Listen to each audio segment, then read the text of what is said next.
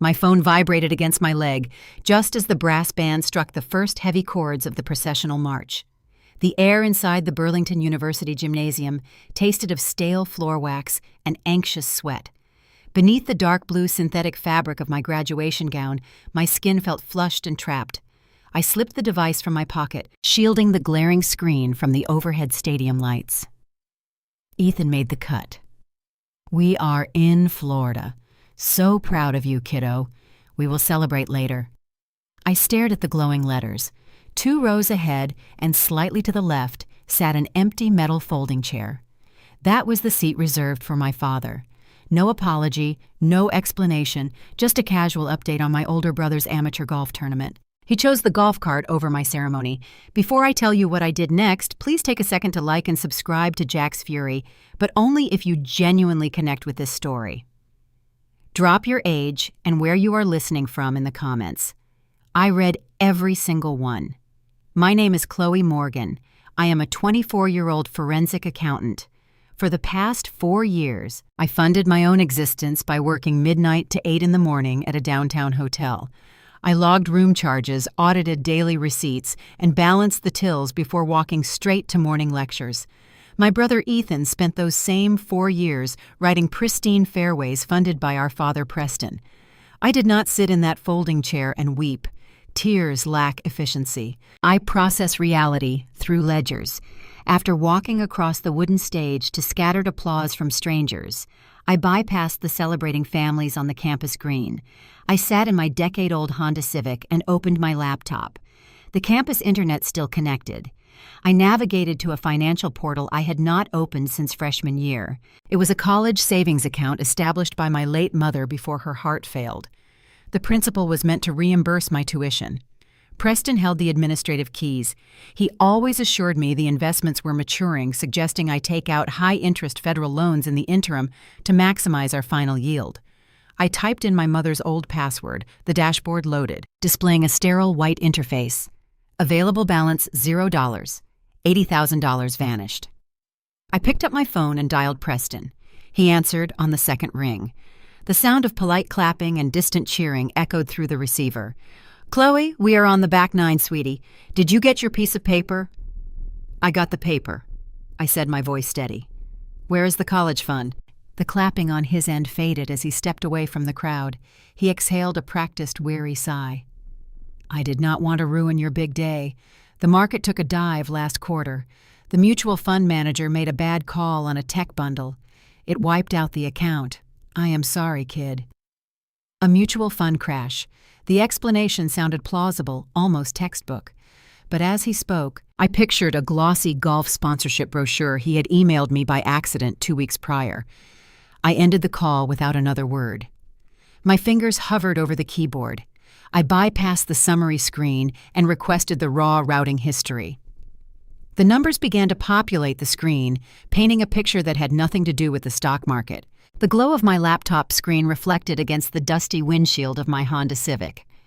I sat in the university parking lot long after the graduation crowds had dispersed, watching the sun dip behind the distant Vermont tree line. My fingers moved over the trackpad, sorting the raw banking data into a structured spreadsheet. Forensic accounting is not about finding missing money. Money never goes missing. It simply changes hands. My job was to trace the hands. The college savings account had not crashed.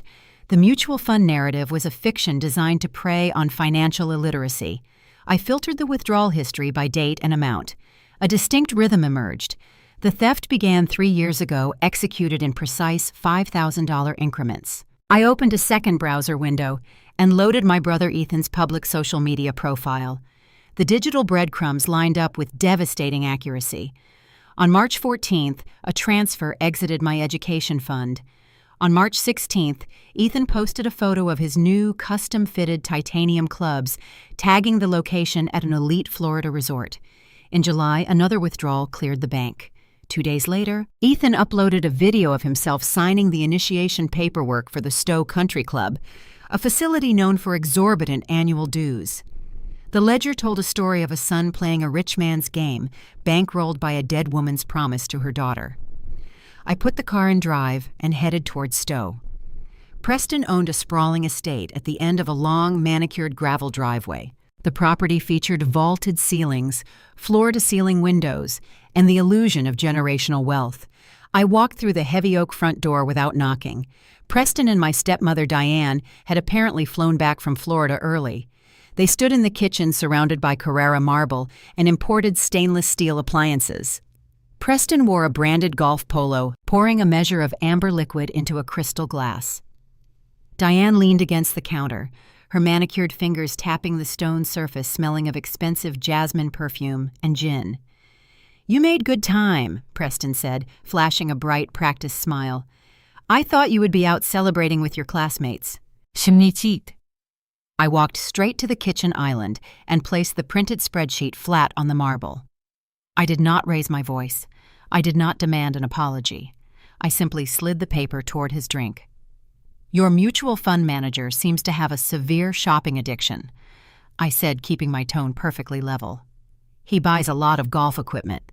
Preston looked down at the highlighted rows. The paternal warmth vanished from his features, replaced by a cold, corporate hostility. He took a slow sip from his glass, setting it down with a sharp clink. The victim act dissolved. He realized I was not a naive college student he could pacify with financial jargon. "You were looking at this like a bean counter, Chloe," he said, his voice dropping into a patronizing register. "You see a ledger. I see a startup cost. Ethan is on the verge of qualifying for the professional tour. It takes capital to run with that crowd. When he makes it, the brand pays off for all of us. It is a family investment." "My tuition money was not venture capital," I replied. Diane pushed off the counter, her bracelets jingling. She looked at me with a mixture of pity and distaste. "You are being incredibly greedy, Chloe. You have your youth. You can work. Ethan needs this exposure right now. His window of opportunity is narrow. Preston is just doing what any good father would do. He is supporting his son." The subtext hung heavy in the kitchen. Ethan was the golden child, the reflection of Preston's own failed athletic ambitions. I was just the surplus revenue stream. They did not view the theft as a crime. They viewed it as a necessary reallocation of resources to benefit the favored bloodline. I realized in that moment that my family was a financial parasite feeding off my mother's legacy to sustain their country club facade. I did not argue. Arguing validates the other person's premise. I turned my back on them and walked up the carpeted stairs to my old childhood bedroom. Emptying my life took less than 20 minutes. I packed 2 duffel bags with my remaining clothes and textbooks. At the bottom of my desk drawer, hidden inside a small velvet box, rested my mother's pearl earrings. I picked them up, feeling the cool, smooth surface against my palm. An oyster creates a pearl as a defense mechanism coating a foreign threat in layers of grit until the irritant becomes a shield. It was the perfect symbol of inherited resilience. I slipped the pearls into my pocket, grabbed my bags, and walked out of the house. I did not say goodbye. By the time my tires hit the main road, I had blocked both of their phone numbers. 6 months passed. The Vermont autumn transitioned into a bitter, silent winter and then thawed into a promising spring. I secured a position as a state financial auditor in Montpelier. My days were spent inside a sterile, humming government building, dissecting corporate tax returns and municipal budgets. The rules of my new life were clear, mathematical, and safe. I lived in a modest apartment, paid my bills on time, and built a sanctuary of independence. The chaos of Preston and Ethan felt like a distant nightmare. I had excised the tumor, and the wound was healing. The audience of my life might have assumed this was the happy ending, a quiet triumph over bad parenting. But peace built on a foundation of hidden rot never lasts. The illusions shattered on a random Tuesday morning. I stood in my small kitchen drinking black coffee before my commute, sifting through the weekly mail. Mixed between grocery circulars and utility bills was a thick, cream-colored envelope from the county clerk. Official government mail always carries a specific, undeniable weight. I tore the flap open and pulled out a single sheet of heavy stock paper. It was a formal notice of delinquent property taxes. The address listed was not my apartment. It was the lakeside cabin my mother had left me in her will. The property was a modest, beautiful sanctuary nestled on the edge of Lake Champlain. I legally inherited the deed when I turned 18, holding on to it as the one untainted piece of my past. I paid the minimal property taxes every year without fail. I scanned the document, my coffee growing cold on the counter. The notice was not a simple tax reminder. The bold red ink at the top of the page read pre-foreclosure. My eyes darted to the itemized breakdown. The county was initiating foreclosure protocols not just for a few hundred in missed taxes, but due to a default on a primary commercial encumbrance. According to the legal filing, the cabin was collateral for a massive business loan. The principal amount was $150,000. The loan had defaulted after 3 months of non-payment, triggering the bank to seize the asset. My chest tightened. The forensic training kicked in, demanding logic where there was only panic. Banks do not issue commercial loans against real estate without the explicit notarized authorization of the deed holder. I had never stepped foot in a bank to leverage my mother's cabin. I had never requested a commercial loan. I had never signed a single piece of paper authorizing a lien on the property. I lowered the document to the counter. The $80,000 stolen from my college fund was just the appetizer. Someone had used my identity to wager a 6-figure debt, and the trap was about to snap shut on my new life. I bypassed my morning commute to the state office and drove straight to the county clerk. The Vermont morning air held the crisp, unforgiving bite of early spring freezing, the dew on the bare maple trees lining the highway. I carried a scuffed leather briefcase purchased for $40 at a local thrift store during my sophomore year of college. While my brother received custom Italian leather duffels to transport his golf shoes, I bought this battered case to protect my textbooks.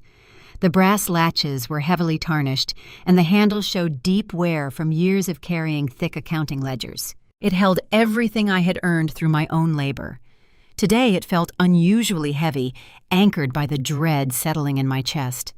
The municipal building smelled of aging parchment, industrial toner, and bureaucratic stagnation. The polished linoleum floors squeaked under my boots as I navigated the maze of cubicles. I approached the public records desk and requested the deed history for my mother's lakeside property. The clerk, a tired woman with reading glasses, pushed low on the bridge of her nose, typed my request into her terminal. A few moments later, the laser printer hummed to life. She handed over a thick stack of stapled documents, sliding them across the scratched wooden counter. I carried the paperwork to an isolated viewing table in the corner of the room. I did not rush the process. Panic clouds judgment. I flipped past the original deed transfer, the routine municipal tax assessments, and the standard utility filings. Then I found the anomaly. It was a primary commercial encumbrance. The principal balance stared back at me in stark black ink, $150,000. The loan originated 24 months ago. The funds were dispersed directly to an entity registered as Morgan Pro Golf. This was Ethan's failing lifestyle brand. He sold branded polo shirts and overpriced visors out of the trunk of his sedan, pretending to be a self-made entrepreneur to impress women at the country club. I always wondered how he afforded the initial inventory. Now I knew who funded his delusions. I turned to the final page of the contract, seeking the authorization section. My printed name sat on the dotted line. The signature above it was a perfect forgery. The loops and angles were masterfully replicated, mimicking the slight leftward slant I developed during high school. Preston had always paid close attention to my handwriting, frequently asking me to sign his birthday cards to his business associates because he claimed my penmanship looked professional. He had weaponized a fatherly observation to commit a felony. A forged signature is only wet ink on dry paper. A commercial bank does not disperse 6 figures without rigorous identity verification. Someone had to swear under penalty of perjury that I sat in a room, presented government-issued identification, and signed that specific document. I scanned the bottom left corner of the page. A raised, embossed seal broke the flat texture of the paper. Below it sat a stamped commission block, Diane Morgan, licensed notary public for the state of Vermont. My stepmother had legally validated the theft. The conspiracy required a third pillar. Diane could stamp the paper, but an underwriter still had to approve the uncollateralized risk. Morgan Pro Golf generated zero legitimate profit. No risk assessment algorithm would approve that commercial loan based on merit. I examined the underwriting block. The approving officer was listed as Gregory Stone. The name triggered an immediate visceral memory. Gregory Stone was the branch manager at the regional bank, but more importantly, he was Preston's regular Saturday morning golf partner at the Stowe Country Club. I remembered fetching them drinks on the patio during my summer breaks while they laughed about skirting unplayable lies on the green. They were still skirting the rules, only now they were playing a high-stakes game with my livelihood. This was no longer a story of bad parenting or entitled siblings. This was coordinated institutional bank fraud. My family had constructed a financial guillotine, and my neck was resting in the cradle. I gathered the documents, placing them carefully into my thrifted briefcase. I snapped the brass latches shut. The sharp metallic click echoed in the quiet room. I walked back to the parking lot. The leather of my steering wheel felt freezing against my bare palms. I unlocked my phone and called a legal consultant I knew through my state auditing network. His name was Mark. He specialized in white-collar defense and corporate malfeasance. I outlined the situation with clinical precision, listing the dates, the exact dollar amounts, and the key players involved in the transaction. I expected him to tell me which federal agency to contact first. Instead, he delivered a terrifying reality check. "Chloe," Mark said, his voice stripped of any professional warmth, "you are looking at a catastrophe." "The signature is forged," I replied. "I can prove I was working a shift at the hotel on the date of the execution. I have the time punch logs." "That does not matter to the bank right now," Mark explained. "Your name is on the commercial note. Diane is a state-certified notary. Her stamp gives the document the immediate presumption of legal validity, until a federal judge officially declares it a forgery after a lengthy trial that debt belongs to you. If the bank initiates foreclosure, the default hits your credit profile immediately." "I am a state financial auditor," I said, the gravity of the situation finally piercing my stoic armor. "If a six-figure defaulted commercial loan hits my record, I lose my security clearance." "You will lose your job," Mark confirmed. "You will lose your state pension track, and the bank will seize your mother's cabin to cover the principal balance. You need undeniable physical proof of the conspiracy. You need a confession, an email trail, or a recorded admission. If you go to the authorities right now with just a theory and a time card, Preston will hire a defense team to bury you in litigation for a decade. He will claim you signed the document willingly to help your brother and developed buyer's remorse when the business failed. You need them to slip up. You need leverage." I thanked Mark and disconnected the call.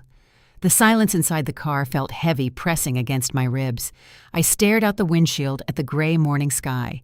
I had spent the last 6 months building an independent existence, thinking I had escaped the toxic orbit of my bloodline. But Preston had tethered me to a sinking ship. If Ethan's golf company went bankrupt, my career, my home, and my future would be dragged to the bottom of the lake alongside it. I needed undeniable proof. I needed a confession from a man who lied for a living. I placed my hands on the steering wheel and took a slow, calculated breath.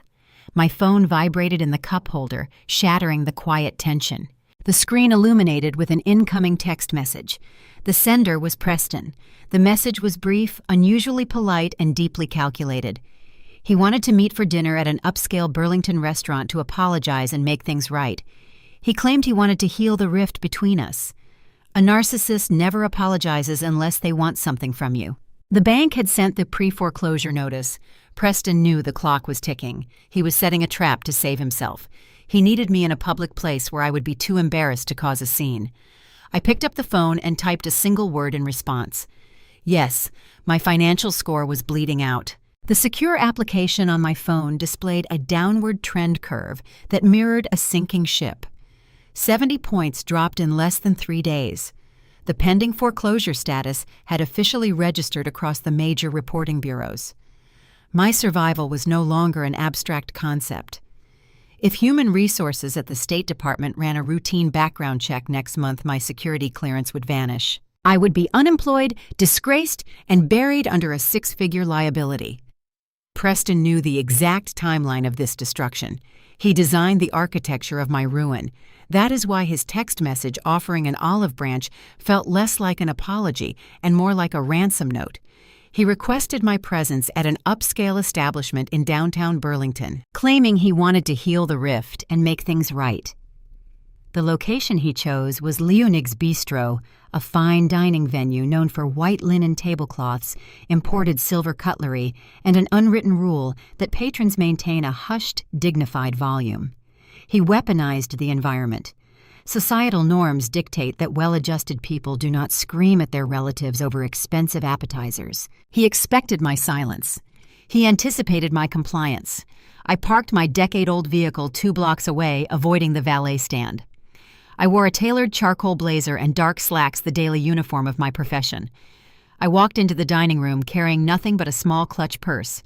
The air smelled of roasted garlic, rich butter, and old money. The maitre d' guided me across the plush carpet toward a secluded corner booth. It was not a private reconciliation. The booth was fully occupied. Preston sat at the head of the mahogany table, flanked by Diane and Ethan.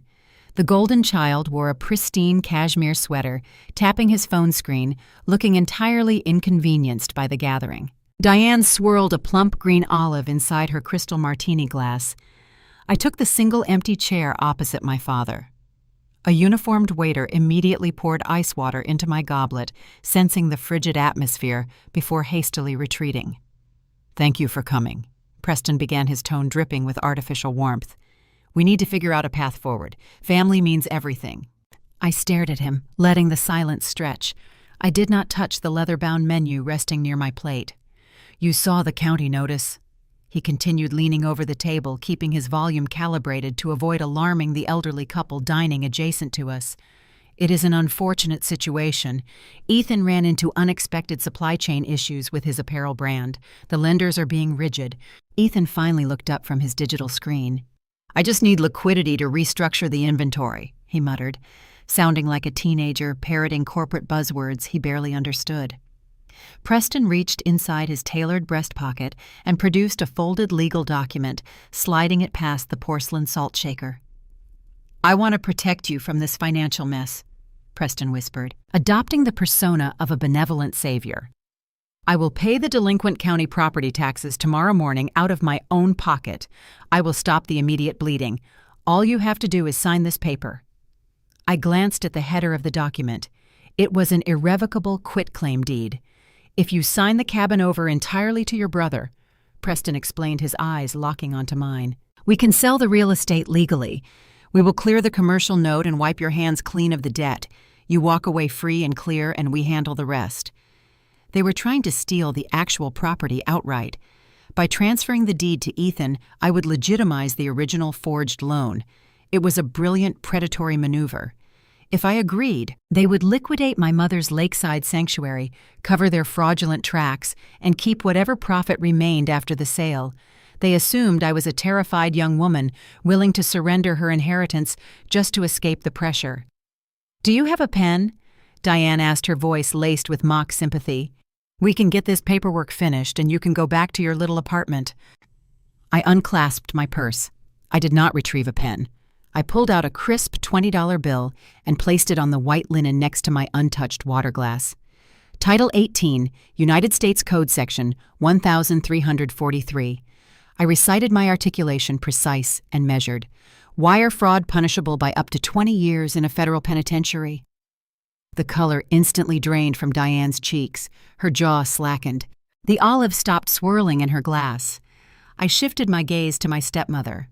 Vermont Statutes Title 26, Section 4120, Forgery of a notary public seal, a Class C felony. Ethan stopped tapping his phone. The arrogant posture evaporated, replaced by genuine confusion and rising panic. The color in Preston's face morphed from a confident tan to a mottled, furious crimson. The benevolent patriarch illusion shattered into sharp pieces. "You forged my signature," I stated, leaning an inch closer to the center of the table. "You used your country club connections to underwrite an illegal transaction. If you think I am signing a quitclaim deed to cover your felony tracks, your arithmetic is severely flawed." Preston lost his composure. The polite public setting no longer restrained his temper. He slammed his closed fist onto the heavy mahogany table. The silverware rattled against the porcelain plates. The crystal glasses tipped spilling ice water across the pristine linen fabric. "You arrogant little brat!" he hissed, his voice rising above the polite hum of the restaurant.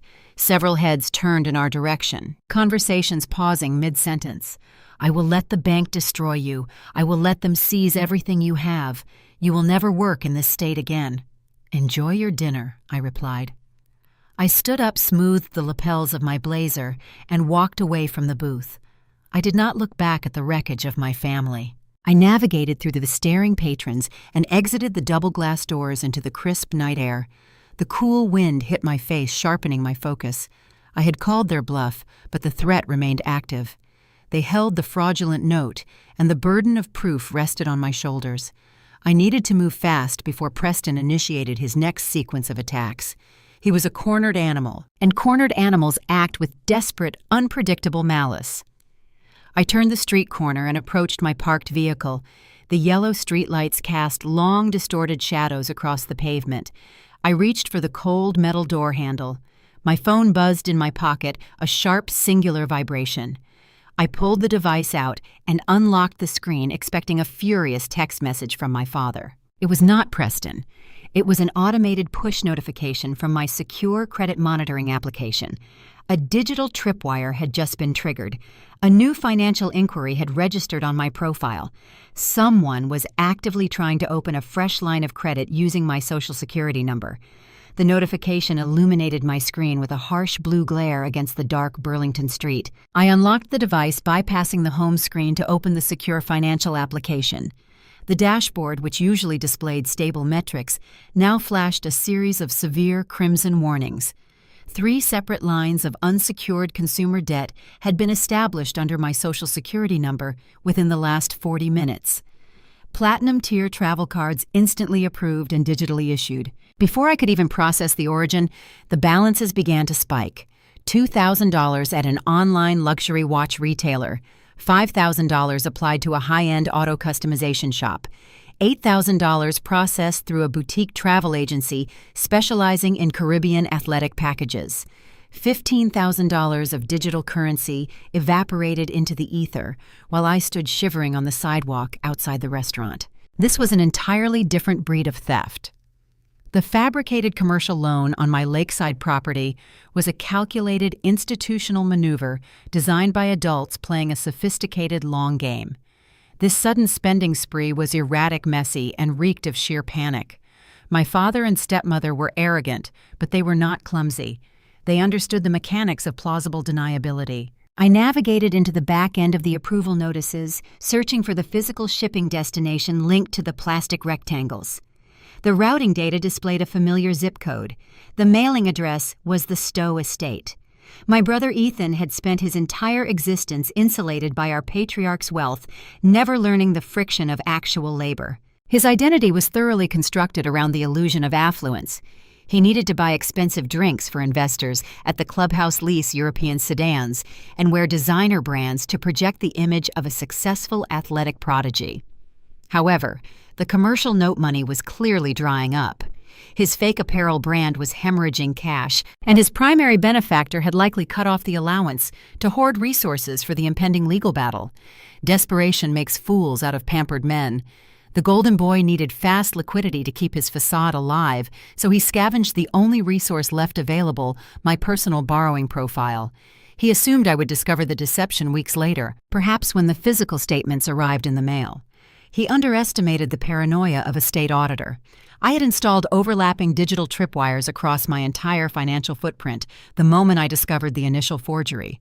Standing under the flickering yellow street lamp, I executed a hard security freeze across all major reporting bureaus. I locked the compromised accounts, formally disputing the recent transactions as unauthorized. I severed his access before he could purchase a single additional item. Most sisters would call their siblings screaming through the receiver, demanding an explanation or begging him to stop. I did not dial his number. Familial ties require a baseline of mutual respect to function. Once that respect is discarded, bloodlines become irrelevant. I ceased viewing my relatives as kin the moment they conspired to steal my future. They were now hostile corporate entities, and I was staging a hostile takeover. I opened my car door, slid into the driver's seat, and turned the ignition. I did not drive toward my apartment. I steered the vehicle directly to the municipal police precinct. The station lobby was brightly lit, smelling of stale coffee and industrial disinfectant. A duty sergeant sat behind thick reinforced glass, typing methodically on a worn keyboard. I approached the partition and stated my purpose with detached precision. I was there to report an active identity theft. An investigator led me into a small, windowless interrogation room. He asked standard questions, preparing his notepad for a prolonged emotional domestic dispute. People usually weep when they hand their own flesh and blood over to the criminal justice system. I handed the detective my tablet displaying the precise timestamps, the unauthorized vendor charges, and the routing logs, pointing directly to the sprawling estate. I provided the perpetrator's full legal name, date of birth, and primary residence. "Are you certain you want to file formal charges?" the detective asked, glancing up from the glowing screen. "Once this enters the system, the district attorney takes jurisdiction. You cannot simply withdraw the complaint if your relatives decide to reconcile." "I am completely certain," I replied, maintaining unbroken eye contact. "Proceed with the filing." I signed. The sworn affidavit shook the officer's hand and walked out into the frigid night. I felt no remorse. Accountability is the natural consequence of unchecked greed.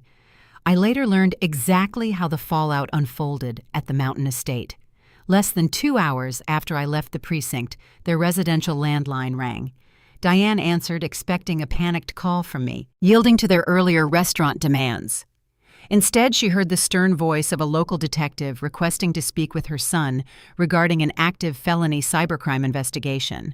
The realization crashed through their opulent sanctuary like a physical shockwave. The patriarch finally understood the gravity of his miscalculation. He thought his intimidation tactics at the fine dining venue would force my surrender. The police inquiry proved the exact opposite. I was not retreating. I was returning fire using the full weight of the state apparatus. The legal trap was tightening around their ankles. The forged notary seal on the cabin deed was a ticking time bomb. And now the favored son was facing imminent arrest for consumer fraud. When a narcissist loses control of the financial board, they shift the battlefield. The architect of this misery realized he could not defeat me using ledgers and intimidation. My armor was too thick, my methods too precise. If he could not bankrupt me quietly, he decided to destroy me loudly. He needed to obliterate my credibility, so that when the embezzlement allegations eventually surfaced, nobody in our tight-knit Vermont community would believe my narrative. He initiated a psychological warfare campaign designed to isolate me, turning my remaining support structures into weapons against my reputation. Listeners might wonder how far a desperate man will go to protect a crumbling empire and shield his offspring from a prison sentence. There is no limit. A person protecting a lie will burn down the truth along with anyone standing near it. I drove home, locked my door, and slept for 4 hours. My internal clock woke me before dawn. I brewed a cup of dark roast coffee and sat at my modest kitchen table. The impending storm felt palpable in the quiet room. I opened my laptop to check my secure work portal, intending to request a personal day to manage the impending legal fallout. My cursor hovered over the inbox icon.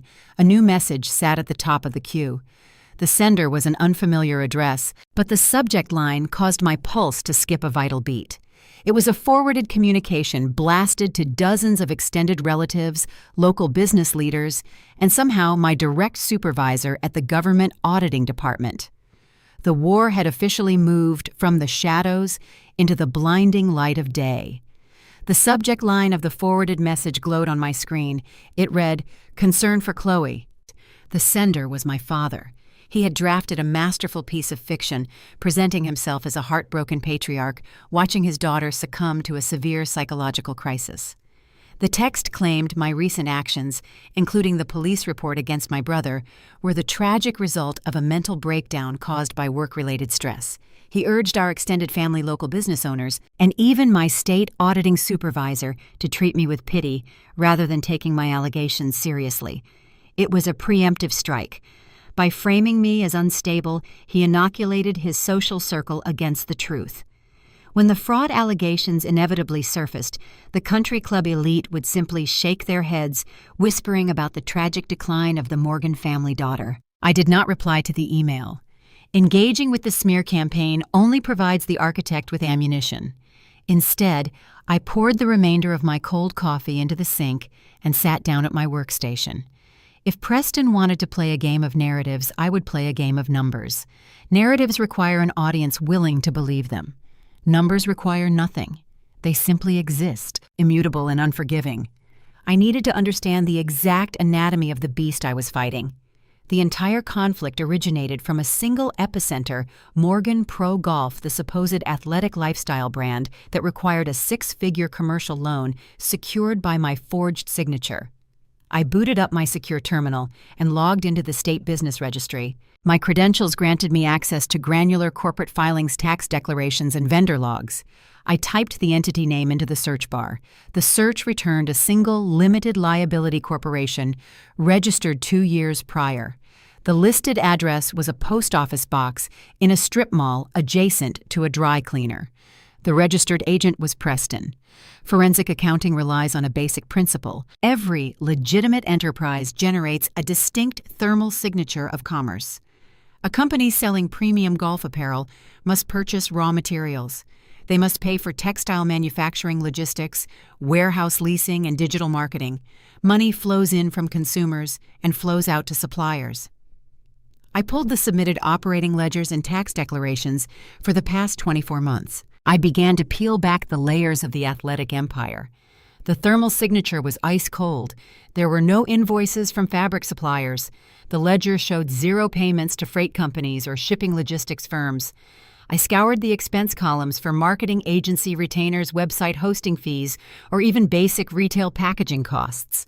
The columns were barren. The inventory did not exist. The bespoke polo shirts and luxury visors Ethan handed out to his friends were likely purchased from a discount wholesaler using pocket change, mere props designed to uphold an illusion.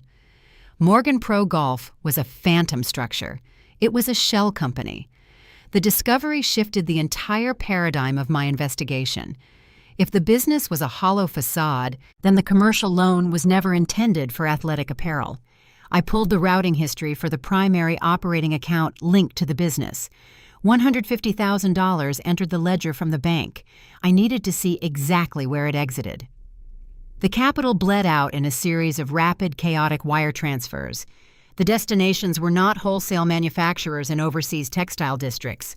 The money flowed directly into domestic holding groups located in Nevada and New Jersey. I cross-referenced the holding group identification numbers. They belonged to high-risk casinos and private debt collection agencies specializing in aggressive asset recovery.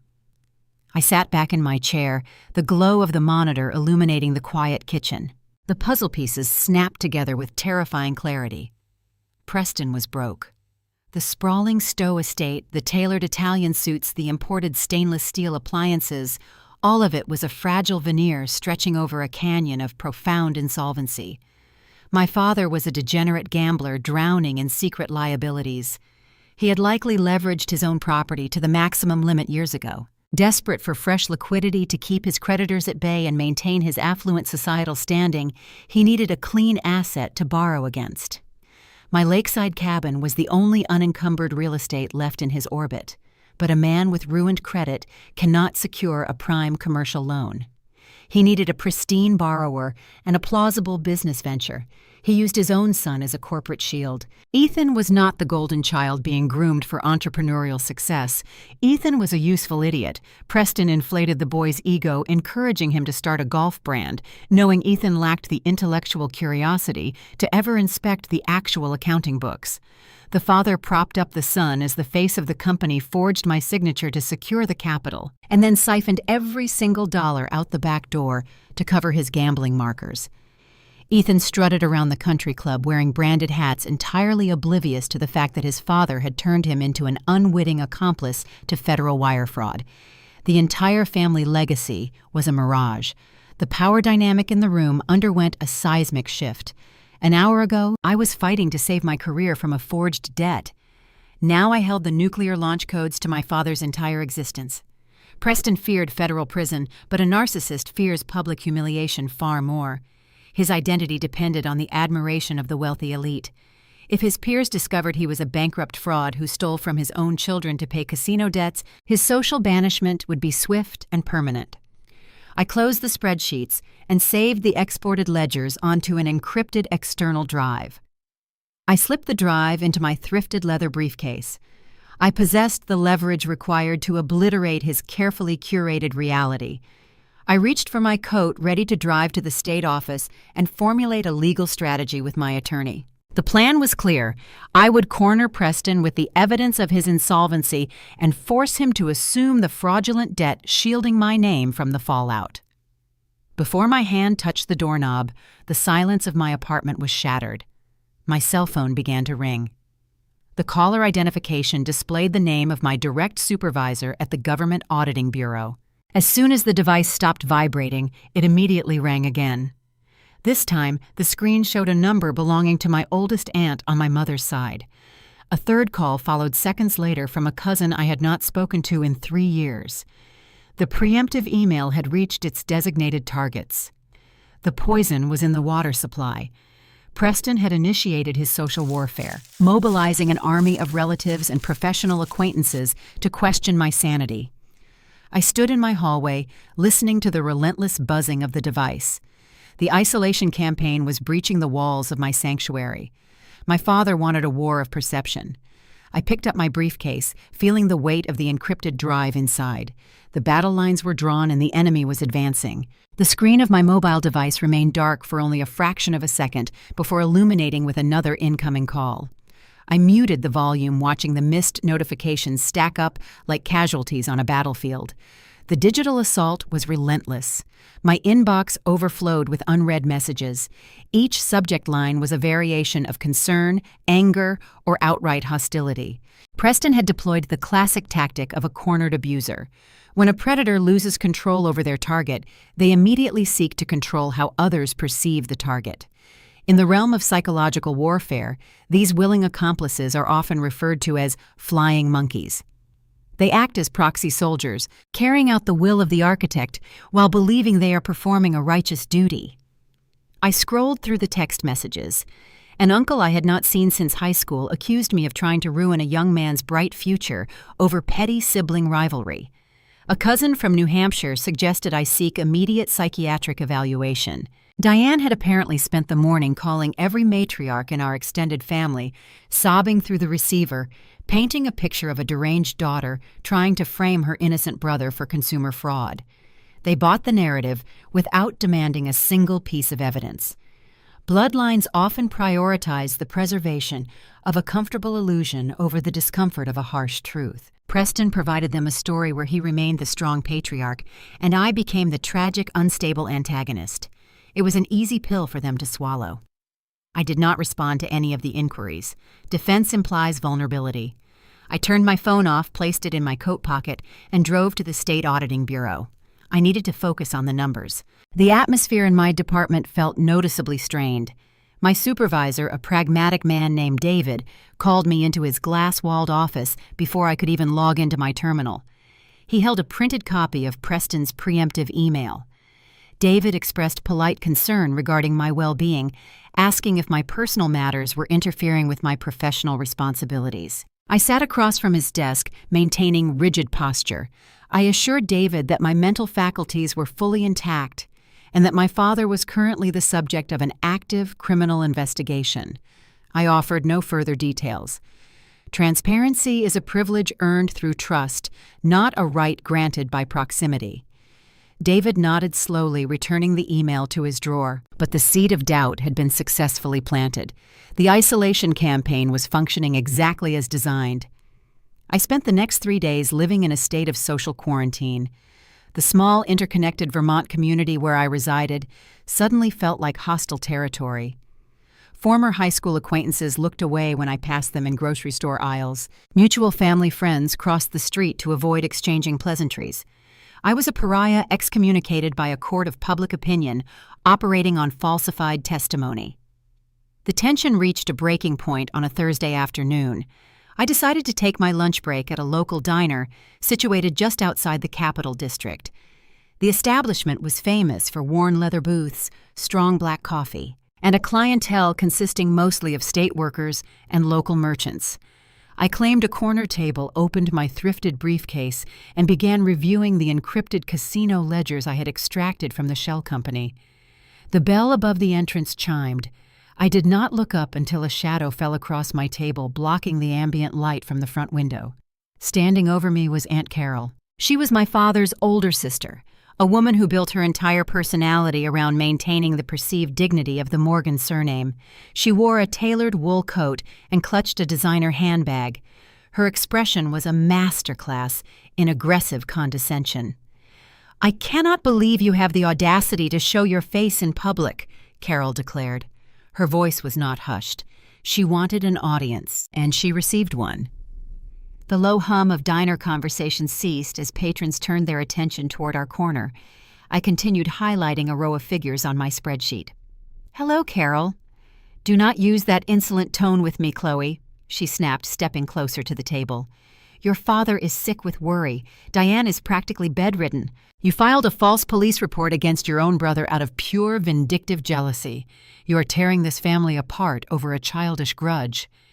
The waitress holding a carafe of hot coffee froze mid-step 2 tables away. The entire room waited for my reaction. Carol expected tears. She anticipated a desperate, stammering defense. She wanted me to shrink under the weight of her moral superiority, providing the diner with a spectacle of my supposed instability. I placed my highlighter down on the table, aligning it perfectly parallel to the edge of my document. I looked up, meeting her furious gaze with absolute unblinking calm. "Are you quite finished?" I asked. Carol opened her mouth to launch another volley of accusations, but I did not afford her the opportunity. I reached inside my briefcase. My fingers bypassed the casino ledgers and found the thick manila folder containing the municipal property records. I extracted a single sheet of heavy stock paper. It was the commercial loan agreement bearing the forged signature and the fraudulent notary seal. I stood up. I was several inches taller than my aunt, a physical advantage I rarely utilized. Today I claimed the vertical space. I extended my arm over the table and released the document. The paper drifted downward, landing squarely in the center of her half-eaten Cobb salad. The vinaigrette dressing immediately stained the edges of the financial contract. Carol stared at the ruined paper, momentarily robbed of speech. "That is a verified copy of a $150,000 commercial loan," I stated, my voice projecting clearly across the silent diner. "My father forged my signature to secure that capital against my property. He then laundered the funds through a fake business to pay off his illicit gambling debts. My stepmother facilitated the felony using her state notary commission." I leaned forward, resting my knuckles on the table. "If you cherish your brother so deeply, Carol, you are welcome to assume his liabilities. You pay the bank the money he stole. Otherwise, I strongly suggest you refrain from offering opinions on matters you fail to comprehend." The silence in the restaurant was profound. No one moved. The sound of a passing truck on the street outside felt deafening. Carol looked from the stained document to my face. The righteous indignation melted, leaving behind a profound, uncomfortable uncertainty. The illusion had cracked. I picked up my briefcase, dropped a $10 bill next to my coffee cup, and walked out the front door. The cool afternoon air filled my lungs. The encounter did not leave me shaken. It left me crystallized. I was immune to their social manipulation. They could whisper in country club locker rooms and forward slanderous emails until their fingers cramped. Their opinions possessed no currency in my world. The battle was no longer about preserving relationships. It was a mathematical equation requiring a definitive solution. However, defending myself against the impending foreclosure and pushing a federal fraud case forward required capital. Litigation is a war of attrition, and my modest savings account would not sustain a prolonged engagement against my father's defense attorneys. I needed a war chest.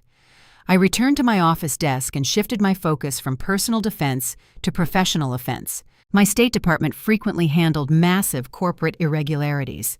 I possessed the forensic skills to uncover hidden assets. And the Vermont government offered a highly competitive, lucrative program for employees who exposed significant tax evasion. It was a whistleblower grant. The state rewarded auditors who successfully dismantled large-scale corporate fraud with a substantial percentage of the recovered funds. The application process was rigorous, requiring undeniable proof of systemic corruption. I opened a new file on my secure terminal. I had spent the last 2 years quietly tracking a suspicious network of regional construction firms that consistently underreported their municipal earnings. The data was complex, buried under layers of convoluted subsidiary ledgers. I had hesitated to formally submit the findings, knowing it would trigger a massive political fallout. Hesitation was a luxury I could no longer afford. I began compiling the evidence.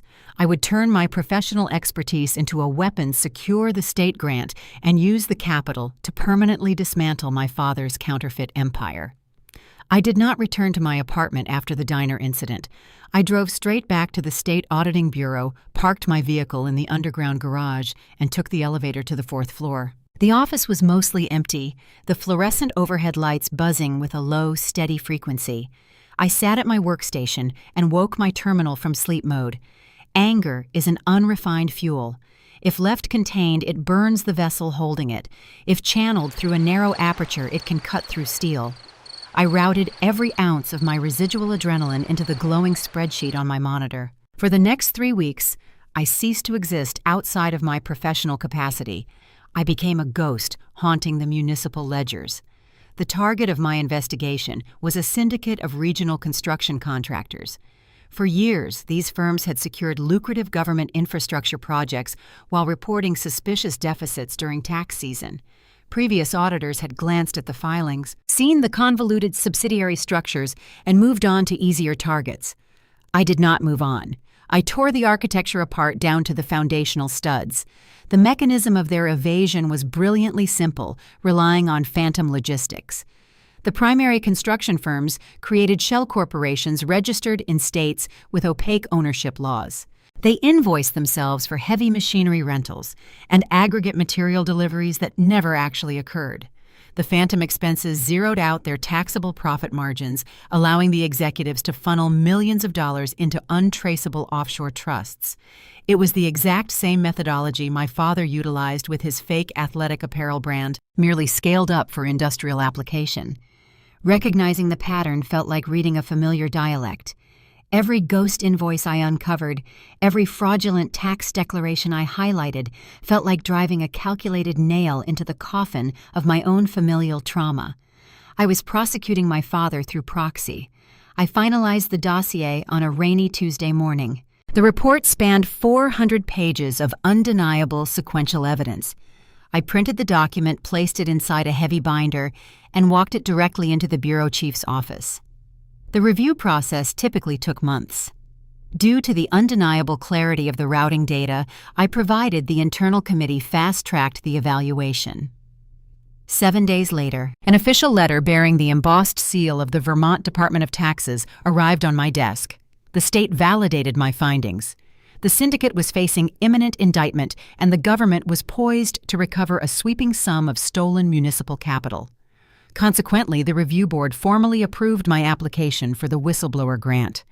The compensation prize was $50,000. I held the crisp parchment in my hands, tracing the raised seal with my thumb. This was not a gift. This was not an inheritance subject to the whims of a volatile patriarch. This was capital I had extracted from the world using my own intellect. I did not celebrate. I executed a wire transfer. I drafted a retainer fee and sent it directly to Mark, the federal litigator I had consulted weeks prior. The impending foreclosure on my mother's lakeside cabin was no longer a one-sided execution. It was a formal battleground, and I had just purchased the heavy artillery required to mount a lethal defense. The financial weight pressing against my ribs evaporated, replaced by a cold, sharpened readiness. Bureaucracy, however, possesses a deep affinity for public relations. The state attorney general wanted to utilize the syndicate bust as a political victory. They drafted an extensive press release celebrating the recovery of taxpayer funds, placing my name and my forensic methodology at the absolute center of the narrative. The release was distributed to every major news outlet across New England. The media response was instantaneous. By Thursday afternoon, my desk phone rang. The caller identified herself as Sarah, a senior producer for a prominent Burlington television network. She possessed the rapid, polished cadence of a professional storyteller. The network was running a prestigious primetime segment titled Vermont Rising Stars. They wanted to feature my investigation, highlighting a young female auditor dismantling systemic corruption. Sarah pitched a solo interview, envisioning a cinematic backdrop featuring the marble steps of the state capitol building. It was an opportunity to solidify my professional reputation, permanently erecting a wall of credibility that no country club whisper campaign could ever breach. I agreed to the terms. We scheduled the camera crew for the following week. I underestimated the desperation of a drowning man. Preston maintained a daily habit of monitoring local business journals, perpetually searching for networking opportunities or potential marks. He saw the press release. The state announcement detonated inside the Stowe estate, shattering the fragile narrative he had constructed for the extended family. He had spent a month telling anyone who would listen that I was a tragic, unstable girl suffering a psychological collapse. Now the state government was publicly crowning me an elite investigator. The timing could not have been worse for his illusions. The country club creditors were circling.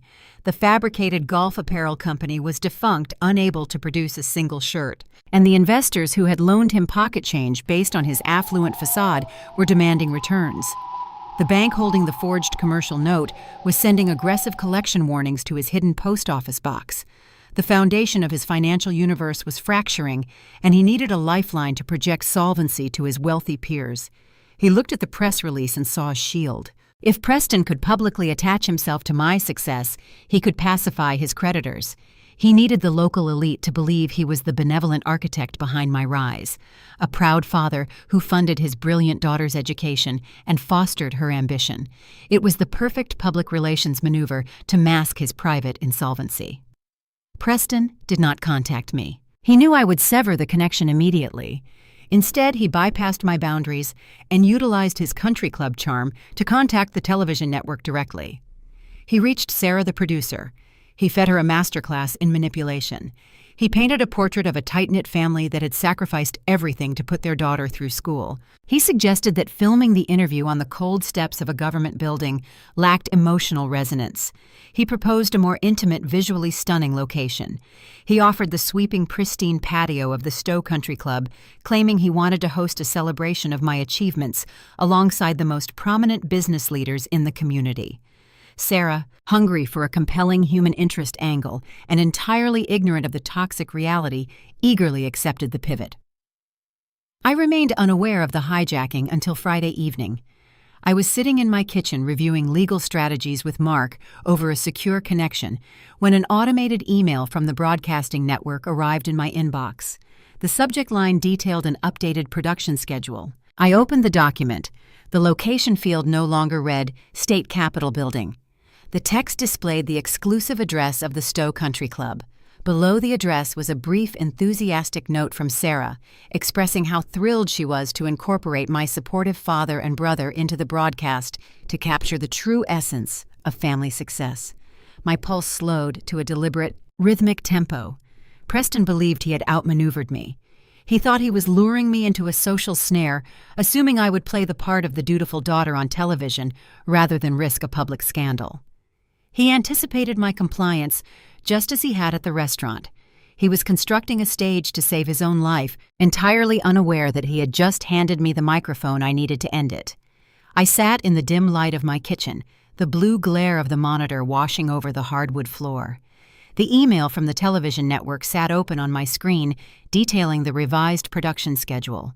A moment later, my mobile device chimed.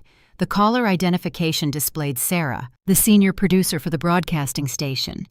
I answered the call, keeping my voice neutral and professional. Sarah was practically vibrating with enthusiasm. "Chloe, I just had the most incredible conversation with your father. He reached out to our network executives this morning. What a phenomenal man." I let her speak, silently cataloging every piece of fiction Preston had fed the production team.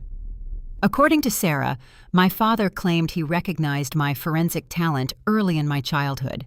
He told the network he liquidated his own personal investments to fund my college education, shielding me from student debt so I could focus solely on municipal justice.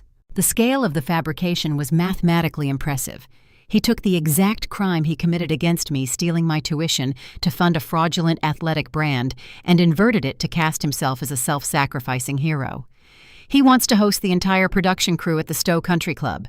Sarah continued, oblivious to the fact she was outlining an ambush. He invited the local Chamber of Commerce regional investors and the club board members. We are going to film you on the main patio, surrounded by the community that fostered your success. It adds such a vital human element to the cold auditing story. I stared at the blank wall of my apartment. Fury is a predictable response. It is loud, sloppy, and prone to strategic errors. I pushed the anger aside, letting a calculated clarity wash over my senses. Preston operated under a fatal assumption. He believed my silence over the past few weeks equated to fear. He assumed the social isolation campaign executed by our extended relatives had broken my resolve. In his mind, dragging me onto a television set surrounded by his wealthy peers was the ultimate checkmate. He thought the pressure of the cameras and the presence of the regional elite would force me to play the role of the beautiful, grateful daughter. He needed that public validation to convince his creditors he was still a solvent, powerful patriarch.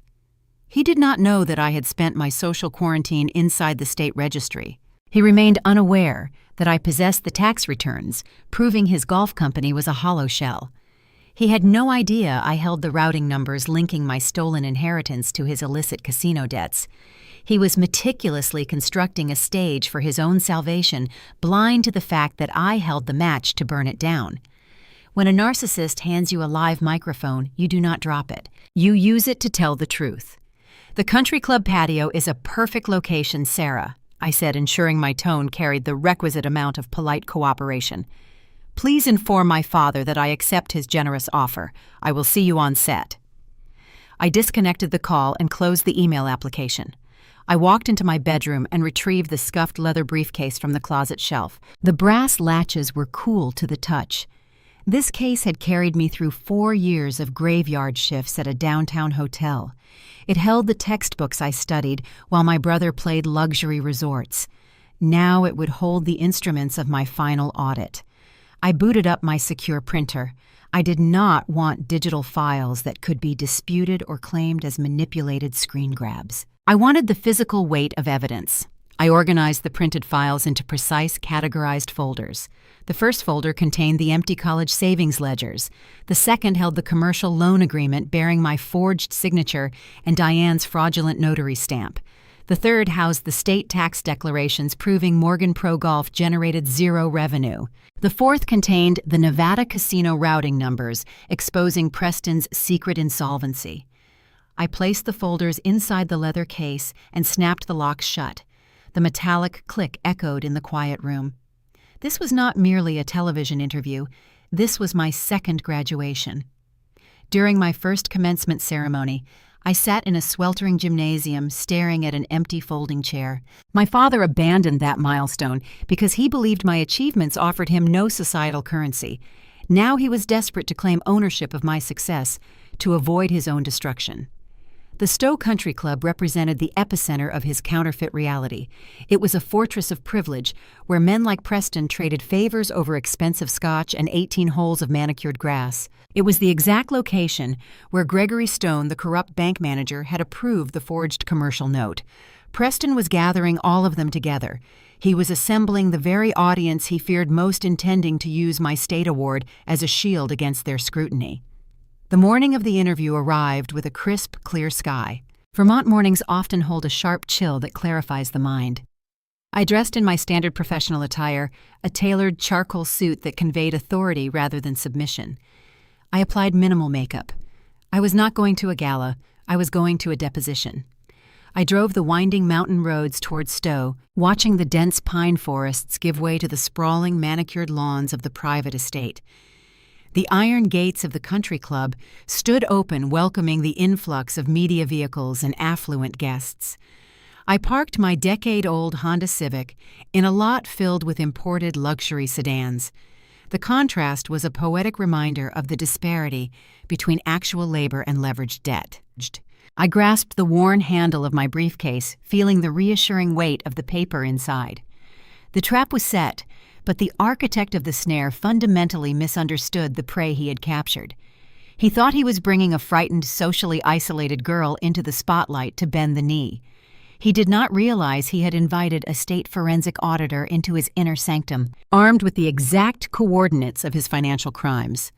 I walked toward the clubhouse terrace. The sound of clinking, crystal-polite laughter and the low hum of camera equipment drifted through the crisp air. I approached the edge of the patio, preparing to execute a hostile takeover on live television. The flagstone terrace of the Stowe Country Club offered a sweeping panoramic view of the 18th green. The morning air carried the crisp scent of freshly cut fescue grass, intertwined with the heavy fragrance of expensive cedar cologne. I walked past a row of perfectly sculpted hedges, my sensible shoes making soft contact with the polished stone. Production assistants hurried across the patio, untangling thick black cables and adjusting silver reflection panels to capture the optimal mid-morning sunlight. The environment was meticulously engineered to project an aura of effortless prosperity. Preston stood near the center of the staging area. He wore a bespoke navy suit, the fabric draping perfectly over his shoulders. He was currently engaged in a robust handshake with a silver-haired man I recognized as the club president.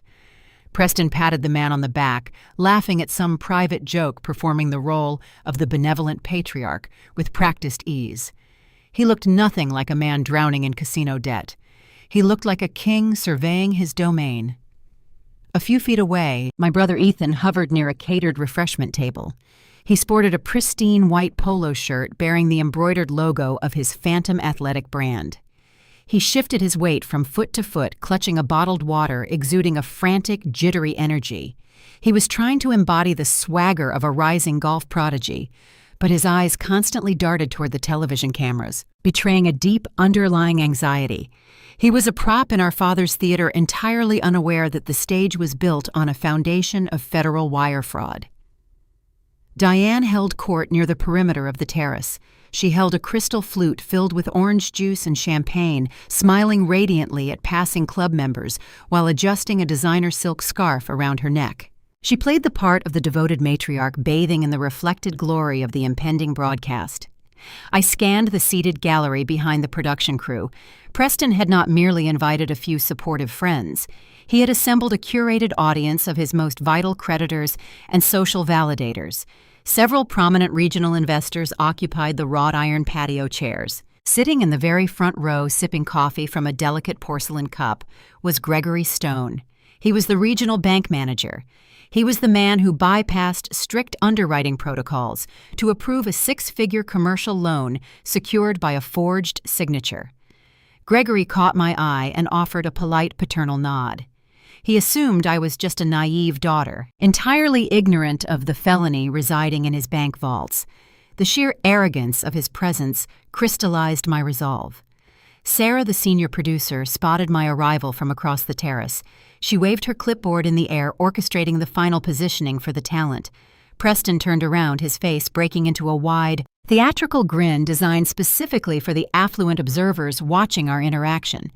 He stepped forward and wrapped his arms around my shoulders in a suffocating embrace.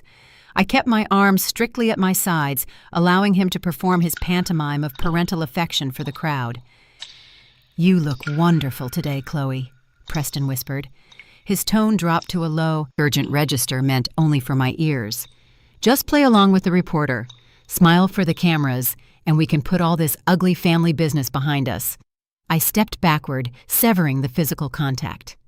I walked toward the staging area and set my scuffed leather briefcase onto the glass patio table, situated between the two plush interview chairs. The worn brass latches clinked sharply against the glass surface. Preston glanced at the battered item with brief distaste, but he quickly rearranged his features into a rigid mask of paternal pride. Sarah counted down from 5, her hand slicing through the air to signal the broadcast feed was live. The red tally light illuminated atop the primary lens. The local reporter, a polished woman with an empathetic delivery, turned to face the primary camera. She delivered an eloquent introduction outlining the scale of the state tax evasion syndicate I had recently dismantled. She framed the narrative around civic duty resilience and brilliant forensic execution. Then the reporter pivoted her posture toward my father. She smiled warmly and asked Preston how it felt to raise a daughter who achieved such a monumental victory for municipal justice. She asked him how he fostered this kind of analytical brilliance within his home. Preston adjusted his suit jacket, leaning forward with an expression of manufactured humility. He embarked on a 5-minute soliloquy that tested the outermost limits of human audacity. He spoke of late nights helping me study mathematics during my childhood. He fabricated a heartfelt story about recognizing my potential during my adolescence and making difficult financial sacrifices to ensure I received the finest education. He claimed he liquidated his own early-stage investments, putting his entrepreneurial ambitions on hold just so I could graduate university without the crushing burden of student debt. I sat quietly in the adjacent chair listening to the architect of my trauma rewrite history on live television. The scale of the fabrication was mathematically breathtaking.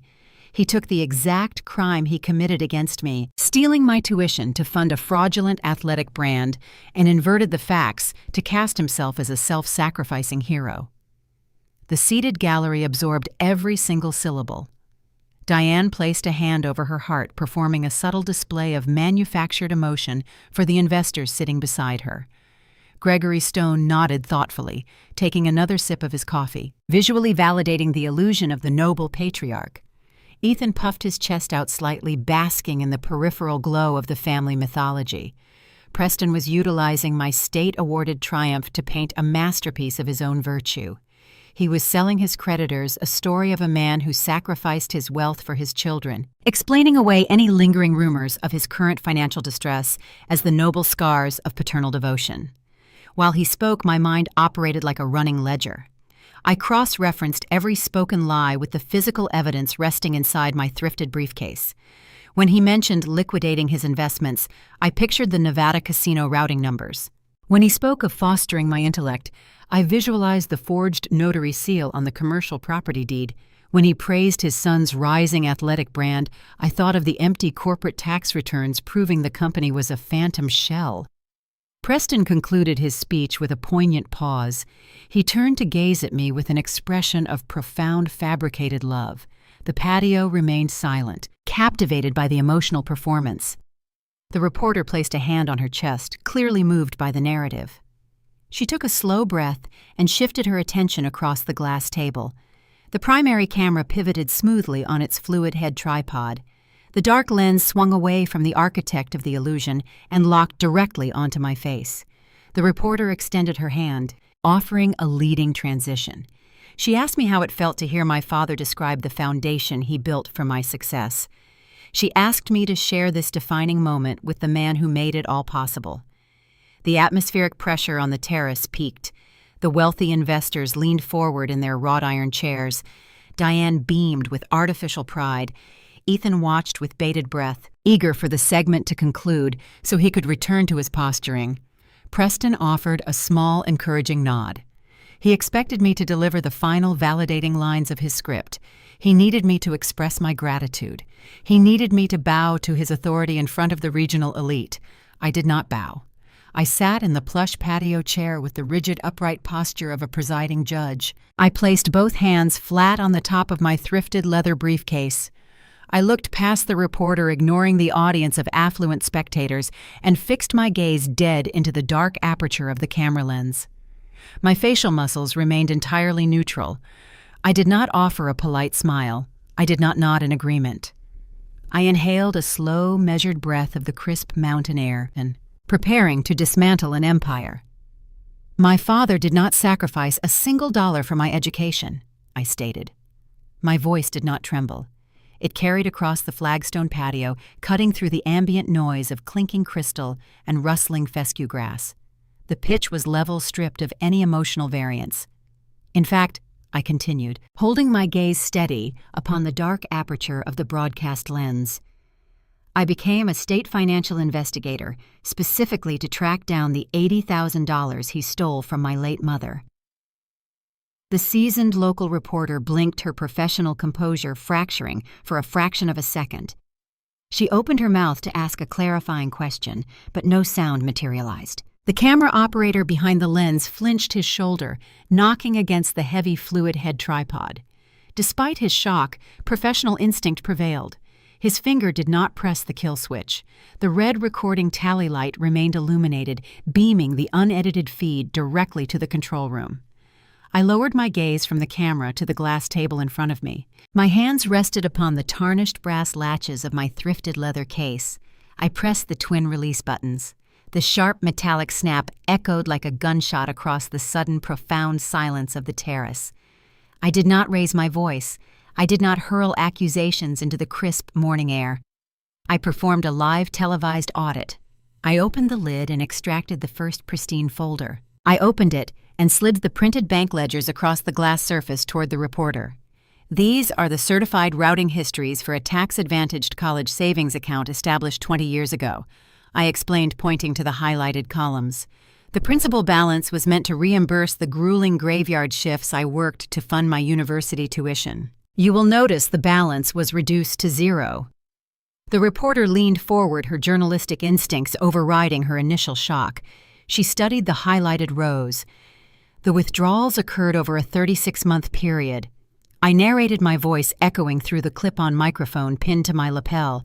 The funds were extracted in precise $5,000 increments. If you cross-reference the timestamps on those extractions with the Public Athletic Registry, you will find they correlate perfectly with the payment of luxury country club dues, premium titanium equipment purchases, and amateur tournament entry fees in Florida.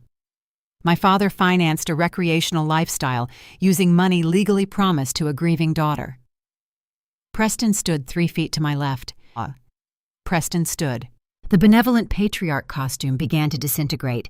The blood drained from his cheeks, leaving a sallow grayish pallor beneath his expensive tan. He produced a hollow, frantic chuckle, attempting to deploy his trademark charm to diffuse the escalating catastrophe. "Chloe is always telling these elaborate stories," Preston interrupted, taking a wide step into the camera frame. He forced a wide, synthetic smile, extending his right hand toward the glass table to cover the printed ledgers. "She has a vivid imagination. We can cut the feed here, folks. Let us take a short commercial break." His palm reached for the documents. He intended to sweep them out of sight, relying on his physical authority to silence the presentation.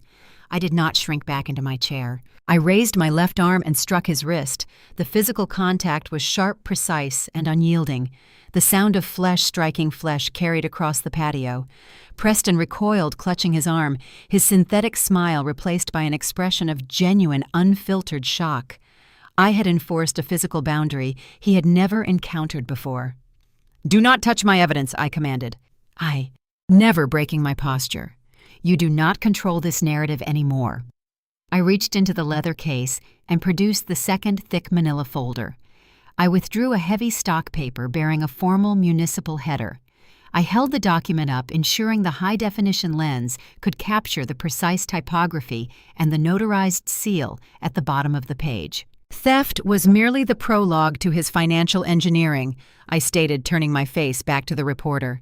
"This is a commercial loan agreement. 2 years ago, my father required fresh liquidity to sustain his affluent facade. He utilized a piece of unencumbered real estate to secure a $150,000 loan. The real estate was a lakeside cabin legally deeded in my name." I tapped my index finger against the signature line. I was auditing hotel receipts on a Tuesday night when this document was supposedly executed. This signature is a masterclass in forgery. The patio descended into a chaotic symphony of hushed whispers.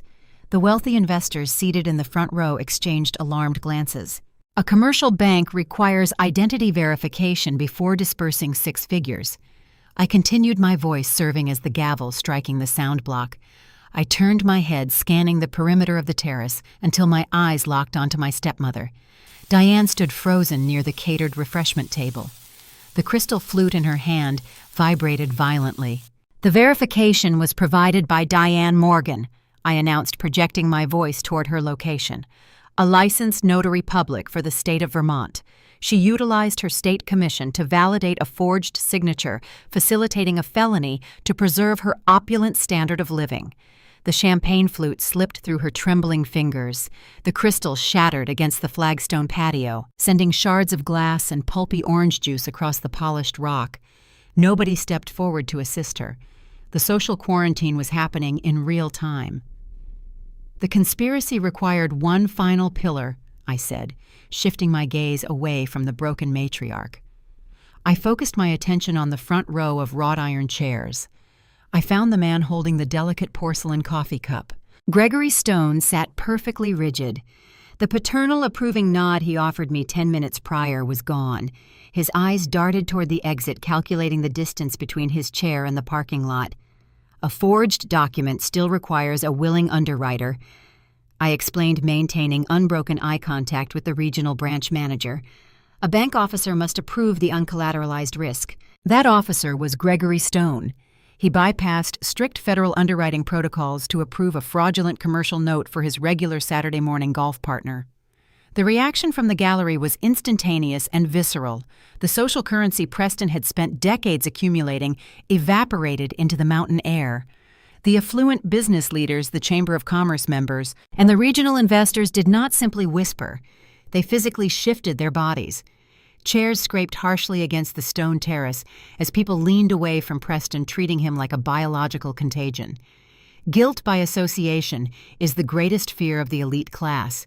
They were severing their ties before the impending federal indictments could taint their own reputations. Preston stood isolated in the center of the staging area.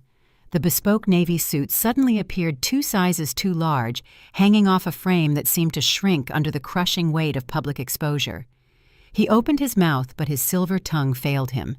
The charm, the manipulation, and the polished deception were entirely useless against a verified paper trail. The reporter stared at the documents scattered across the glass table. She possessed the story of her career. A local hero dismantling a systemic fraud ring operating within the highest echelons of local society. "Is this the full extent of the conspiracy?" the reporter asked, her voice hushed with genuine awe.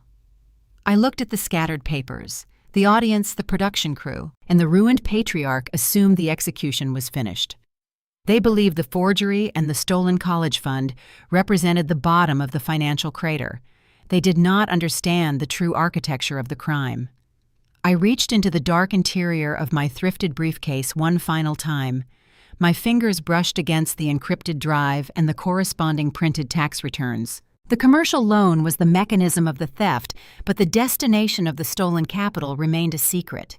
Preston was bleeding out socially, but the lethal blow required one more target. I turned my head toward the catering table. My brother Ethan was backing away toward the clubhouse doors, his eyes wide with rising terror, desperate to escape the blast radius. "No," I replied, my voice steady as I pulled the final folder into the sunlight. "The theft is only half the equation. We have not yet discussed where the money went." Ethan realized the trajectory of the conversation. The golden child who had spent his entire life shielded by privilege and unearned accolades finally understood that the protective canopy was collapsing. He turned away from the refreshment table, the embroidered logo on his crisp polo shirt practically glowing in the mid-morning sun. He abandoned his mother, who was still staring at the shattered crystal at her feet, and began a rapid, panicked shuffle toward the heavy oak doors of the clubhouse interior. He intended to sprint through the lobby and vanish into the expansive parking lot. He assumed he could outrun the consequences of his complicity. He did not calculate the intervention of the social elite. The silver-haired country club president, the same man who had been robustly shaking Preston's hand mere minutes prior, recognized the attempted flight. He stepped away from the perimeter of the patio, moving with a surprising fluid agility. He planted his broad shoulders directly in the center of the flagstone pathway, physically obstructing the exit route. "Going somewhere, son?" the president asked. His tone carried the quiet, dangerous authority of a man accustomed to absolute compliance within his domain. Ethan halted abruptly, his athletic shoes scuffing against the stone. He stammered, his eyes darting wildly between the imposing figure blocking his path and the unblinking lens of the television camera. He was trapped on the stage his father built. The seasoned reporter sensed the escalating panic. She adjusted her grip on the microphone, ensuring the audio receiver was perfectly angled to capture every ragged breath on the terrace. The ambient hum of the country club had vanished entirely. The only sound was the rustle of paper as I opened the final manila folder. I extracted the corporate tax declarations and operating ledgers I had pulled from the state registry. The commercial loan stated the borrowed capital was intended to fund the expansion of a rising athletic apparel brand, I announced, addressing the reporter but projecting my voice toward the captive audience. The company is registered as Morgan Pro Golf. The listed chief executive officer is Ethan Morgan. I turned my head, locking my gaze onto my brother. He shrank under the scrutiny, pulling at the collar of his shirt as if it were suddenly strangling him. A legitimate enterprise generates a distinct thermal signature of commerce, I explained, holding the documents up for the camera. A company selling premium apparel must purchase raw textiles. They must lease warehouse space, pay freight logistics, and fund marketing campaigns. Money flows in from consumers and flows out to suppliers. I dropped the stack of ledgers onto the glass table. The heavy thump punctuated my next sentence. These are the operating ledgers submitted to the state for the past 24 months. The columns are entirely barren. There are no supplier invoices. There are no shipping manifests. The inventory does not exist. A murmur rippled through the seated gallery. The investors' men who scrutinize balance sheets for a living leaned forward, straining to inspect the undeniable proof resting on the glass surface. Morgan Pro Golf is a phantom structure. I declared the words, striking the crisp mountain air like the tolling of an execution bell. It is a shell company. I shifted my focus back to the ruined patriarch standing isolated in the center of the staging area. Preston stared at the documents, his chest heaving with shallow, rapid breaths. He looked like a man watching the ocean drain away right before a tsunami struck the shoreline. My father is not a wealthy entrepreneur funding his son's dream, I stated, stripping away the final layer of the illusion. He is profoundly, catastrophically bankrupt.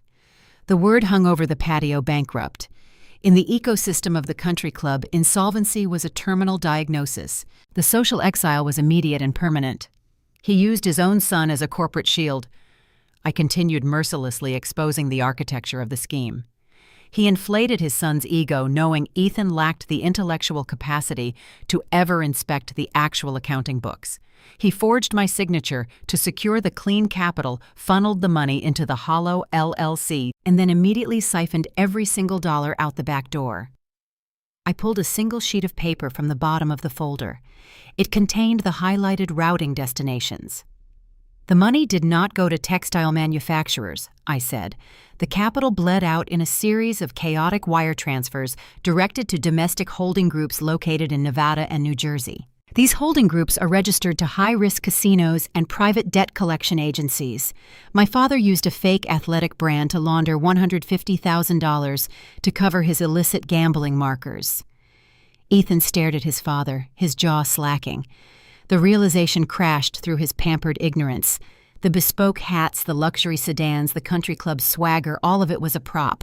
He was not a rising prodigy. He was an unwitting mule for federal wire fraud. "You set me up," Ethan whispered, his voice cracking with genuine anguish. "You used my name." Preston did not look at his son. He could not tear his eyes away from the audience of affluent spectators. The men he had spent decades trying to impress the peers he relied on for validation were staring at him with undisguised revulsion. The facade of the benevolent, successful patriarch was obliterated. He was exposed as a degenerate gambler who stole from his daughter and framed his son to pay off casino debts. The reporter stared at me, her journalistic detachment entirely compromised by the sheer magnitude of the revelation. The silence on the terrace was suffocating. "I am a state financial auditor," I concluded, my voice ringing with absolute finality. "My professional mandate requires me to report systemic corruption. I formally submitted this dossier to the appropriate authorities 48 hours ago. A federal cybercrime and bank fraud investigation is already actively underway." I did not wait for a response. I did not linger to watch the authorities arrive or the social execution commence. I had delivered the necessary data. The math was correcting itself. I gathered the empty folders, placed them inside my thrifted leather case, and secured the brass latches. I stood up from the plush patio chair, smoothing the lapels of my tailored charcoal blazer. "Thank you for your time, Sarah," I said, addressing the senior producer who stood frozen behind the camera operator. "I believe you have everything you need for your broadcast." I turned my back on the staging area and walked toward the flagstone exit. The sea of wealthy investors parted silently, creating a wide berth for my departure.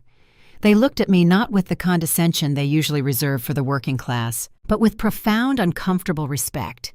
They recognized a predator that had just dismantled a rival without shedding a single drop of blood. Behind me, the patio erupted into chaos. I heard the sharp, frantic voice of Gregory Stone yelling into his mobile phone, likely calling his defense attorney before the federal agents breached his bank vault. I heard the sound of Diane sobbing near the catering table. And I heard the silence of Preston left standing in the ruins of his reputation, surrounded by the very people he had sacrificed his soul to impress. I walked past the meticulously sculpted hedges, the scent of cedar cologne fading into the crisp, natural air of the Vermont mountains. The heavy oak doors of the clubhouse closed behind me, shutting away the wreckage of the Morgan family empire. I descended the sweeping staircase toward the sprawling parking lot. My decade-old Honda Civic sat baking under the mid-morning sun, an island of pragmatic reality amidst a sea of leveraged luxury sedans. I grasped the cold metal door handle, feeling the weight of the past 6 years lift from my shoulders. The social and financial architecture of my trauma was dismantled. However, tearing down a corrupt building inevitably produces dangerous debris. A federal investigation moves slowly, grinding through bureaucratic gears, and desperate people facing prison sentences rarely surrender without inflicting collateral damage. I had exposed the fraud, but I still needed to sever the final legal chains binding me to their impending ruin. The television network did not cut a single frame of the recording. Sarah, the senior producer, possessed the ruthless instinct of a seasoned journalist recognizing a Pulitzer-caliber moment. She aired the segment during the evening primetime broadcast, placing my live, surgical dismantling of the country club patriarch immediately following the state tax evasion story. The juxtaposition was devastatingly effective. It showcased a municipal auditor exposing corruption, not just in shadowy corporate boardrooms, but within her own bloodline. The blast radius of the broadcast expanded with terrifying velocity. By the time I arrived at my desk the following morning, the financial and social architecture of the Stowe elite was actively collapsing. The regional bank acted with the swift, merciless efficiency characteristic of financial institutions, protecting their shareholder value. At exactly 9 a.m., security personnel escorted Gregory Stone from his corner office. The board of directors terminated his employment effective immediately, seizing his hard drives and freezing his executive pension. Before noon, plainclothes federal agents arrived at the branch with a subpoena formally indicting him for subverting underwriting protocols to facilitate a fraudulent commercial note. The man who approved the forgery over a Saturday morning golf game was now facing a decade behind federal bars. The collateral damage extended beyond the banking sector. The athletic apparel industry relies heavily on perceived prestige. Ethan had spent years cultivating minor, localized sponsorships with boutique golf equipment manufacturers, leveraging his country club proximity to secure free gear and minimal stipends. The broadcast aired the revelation that his company was a money laundering shell operation. Within hours, corporate morality clauses were activated. Every single sponsorship contract was unilaterally terminated. The golden child, stripped of his branded armor, was reduced to a disgraced pariah. Self-preservation is the defining instinct of a narcissist's enabler. Diane watched the broadcast from the master bedroom of the sprawling estate, witnessing the undeniable mathematical proof of her husband's insolvency and her own impending criminal liability. She understood the severity of Vermont statutes regarding fraudulent notary seals. She did not stay to offer comfort or solidarity. Under the cover of darkness, Diane packed 4 large suitcases with designer clothing and inherited jewelry. She logged into the joint checking account, draining the remaining liquid assets down to the final cent. She left a printed divorce petition on the kitchen island, filed in absentia, and drove her luxury SUV across the state line, fleeing the jurisdiction before the district attorney could issue a formal warrant for her arrest. The final blow to Preston's reality arrived via certified mail the next morning. The board of directors at the Stowe Country Club convened an emergency session to protect the integrity of the institution from the taint of federal wire fraud. They unanimously voted to revoke his membership. The fortress of privilege where he traded favors and projected his affluent illusion permanently barred its iron gates against him. He was bankrupt, abandoned by his wife, alienated from his favored son, and exiled from his social sanctuary. He had absolutely nothing left to leverage except me. I was reviewing a fresh municipal audit file shortly after lunch when my desk phone rang. The security guard stationed in the ground floor lobby of the State Bureau informed me that an agitated individual was demanding immediate access to my floor. "He says he is your father." The guard stated, his tone cautious.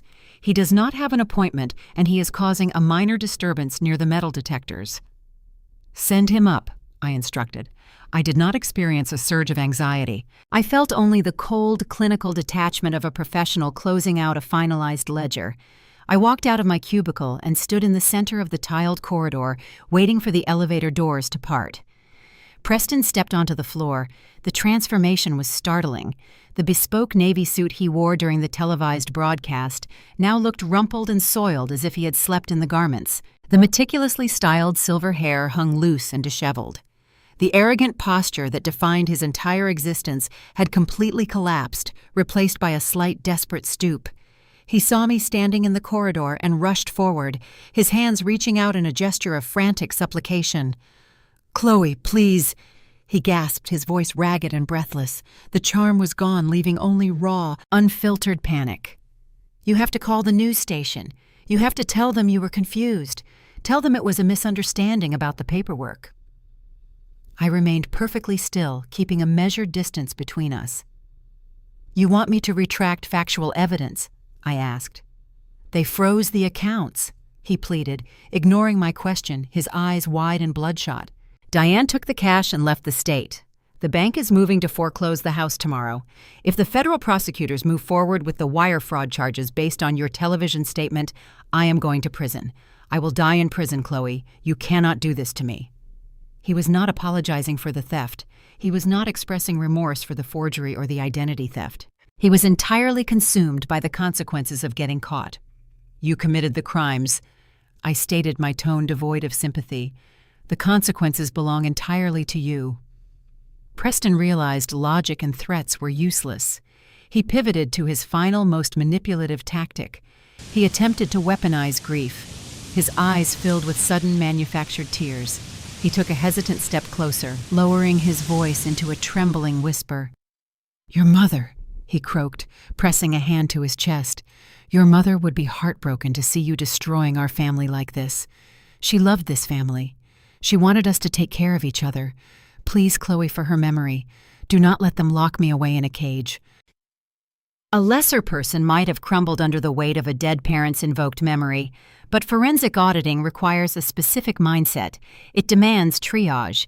You must separate the raw emotion from the hard data, boxing up the sentiment to examine the underlying reality. I looked at the broken man standing before me. I processed the manipulation, cataloged the emotional assault, and filed it away in a secure mental compartment. "You did not think of my mother when you drained her college fund to buy golf clubs," I said, my voice cutting through his theatrical sobbing like a scalpel. "You did not think of her legacy when you forged her daughter's name on a commercial loan to pay your casino debts. You did not think of anyone but yourself." Preston stopped crying. The manufactured tears dried instantly. He stared at me, realizing the absolute futility of his position. The emotional leverage was gone. "Do not invoke her name again," I commanded. I raised my right hand, catching the attention of the 2 armed state troopers assigned to patrol the 4th-floor corridor. They had been observing the interaction from a discreet distance, waiting for my signal. I offered a sharp, definitive nod. The troopers advanced swiftly, stepping between us. They gripped Preston firmly by the elbows, turning him away from my location. He did not resist. He offered no further arguments or pleas for mercy. The fight had drained out of him entirely. He allowed the officers to escort him toward the waiting elevator, shuffling his feet like a condemned man walking toward the gallows. I watched the metal doors slide shut, sealing him away from my professional sanctuary. I returned to my desk, sitting down before my glowing monitor. An hour later, an encrypted email arrived from the legal department of the regional bank. Following the televised exposure and the subsequent indictment of Gregory Stone, the institution had launched an immediate internal review of the commercial note. The document confirmed the resolution. The bank officially recognized the signature on the loan agreement as a fraudulent fabrication executed without my knowledge or consent. They formally nullified my liability, dissolving the debt attached to my Social Security number. The looming threat of foreclosure against the lakeside cabin evaporated. The burden of the $150,000 criminal debt was legally shifted entirely to Preston. The ledger was balanced. The liabilities were reassigned to the responsible party. My credit profile was secure, my property was safe, and my professional reputation was cemented. The battle was won, but the legal system requires a formal surrender to conclude hostilities. 2 days later, my attorney contacted me regarding a mandatory pre-trial mediation session. The federal prosecutors offered a single opportunity to finalize the restitution terms before pushing the case into an open courtroom. I needed to sit across a mahogany table from the architect of my trauma one last time to dictate the precise conditions of his defeat. 6 weeks elapsed before the judicial system scheduled the final reckoning. The federal courthouse located in downtown Burlington stood as a brutalist monument constructed of cold concrete, thick glass, and unyielding right angles. The interior environment offered zero warmth. I walked through the security checkpoints, my sensible heels clicking against the polished terrazzo floors. The air smelled of industrial floor wax, aging legal parchment, and quiet desperation. It was the perfect arena for an audit. The pre-trial mediation occurred inside a windowless conference room on the 3rd floor. Fluorescent tubes buzzed with a low, irritating frequency above a scratched veneer table. I sat on one side, flanked by Mark, my retained federal litigator. We arranged our pristine case files in geometric alignment. The heavy wooden door opened, and the opposition entered. My father sat opposite my position. The physical transformation I witnessed in the state corridor had solidified into a permanent state of decay. The bespoke navy suit was gone, replaced by a cheap gray garment purchased off a discount rack. The fabric bunched awkwardly around his shoulders, the lapels creased and lifeless. His silver hair, once a hallmark of his affluent country club persona, lacked its usual polished sheen, hanging limp across his forehead. He looked a decade older, hollowed out by the sudden extraction of his wealth and his audience. He faced the federal justice machinery entirely alone. Diane remained a fugitive in a neighboring jurisdiction, fighting a prolonged extradition battle to avoid the notary forgery charges. Ethan abandoned the sinking ship 3 weeks prior. When the prestigious golf club revoked his access and his boutique sponsorships evaporated, the Golden Child packed his remaining luxury apparel into his leased sedan and vanished without leaving a forwarding address. The enablers had fled, leaving the architect to face the demolition. Beside my father sat his legal counsel. Preston could no longer afford the elite white-collar defense attorneys who typically handle high-stakes corporate malfeasance. The court assigned him a public defender, a weary man named Thomas, carrying a stack of disorganized manila folders. Thomas possessed the exhausted demeanor of a professional, drowning in an impossible caseload. He unpacked his documents, rubbing his eyes beneath wire-rimmed glasses. Thomas cleared his throat, initiating the negotiation. He attempted to leverage the residual fragments of familial obligation, pitching a narrative of mercy. He proposed a highly structured plea arrangement.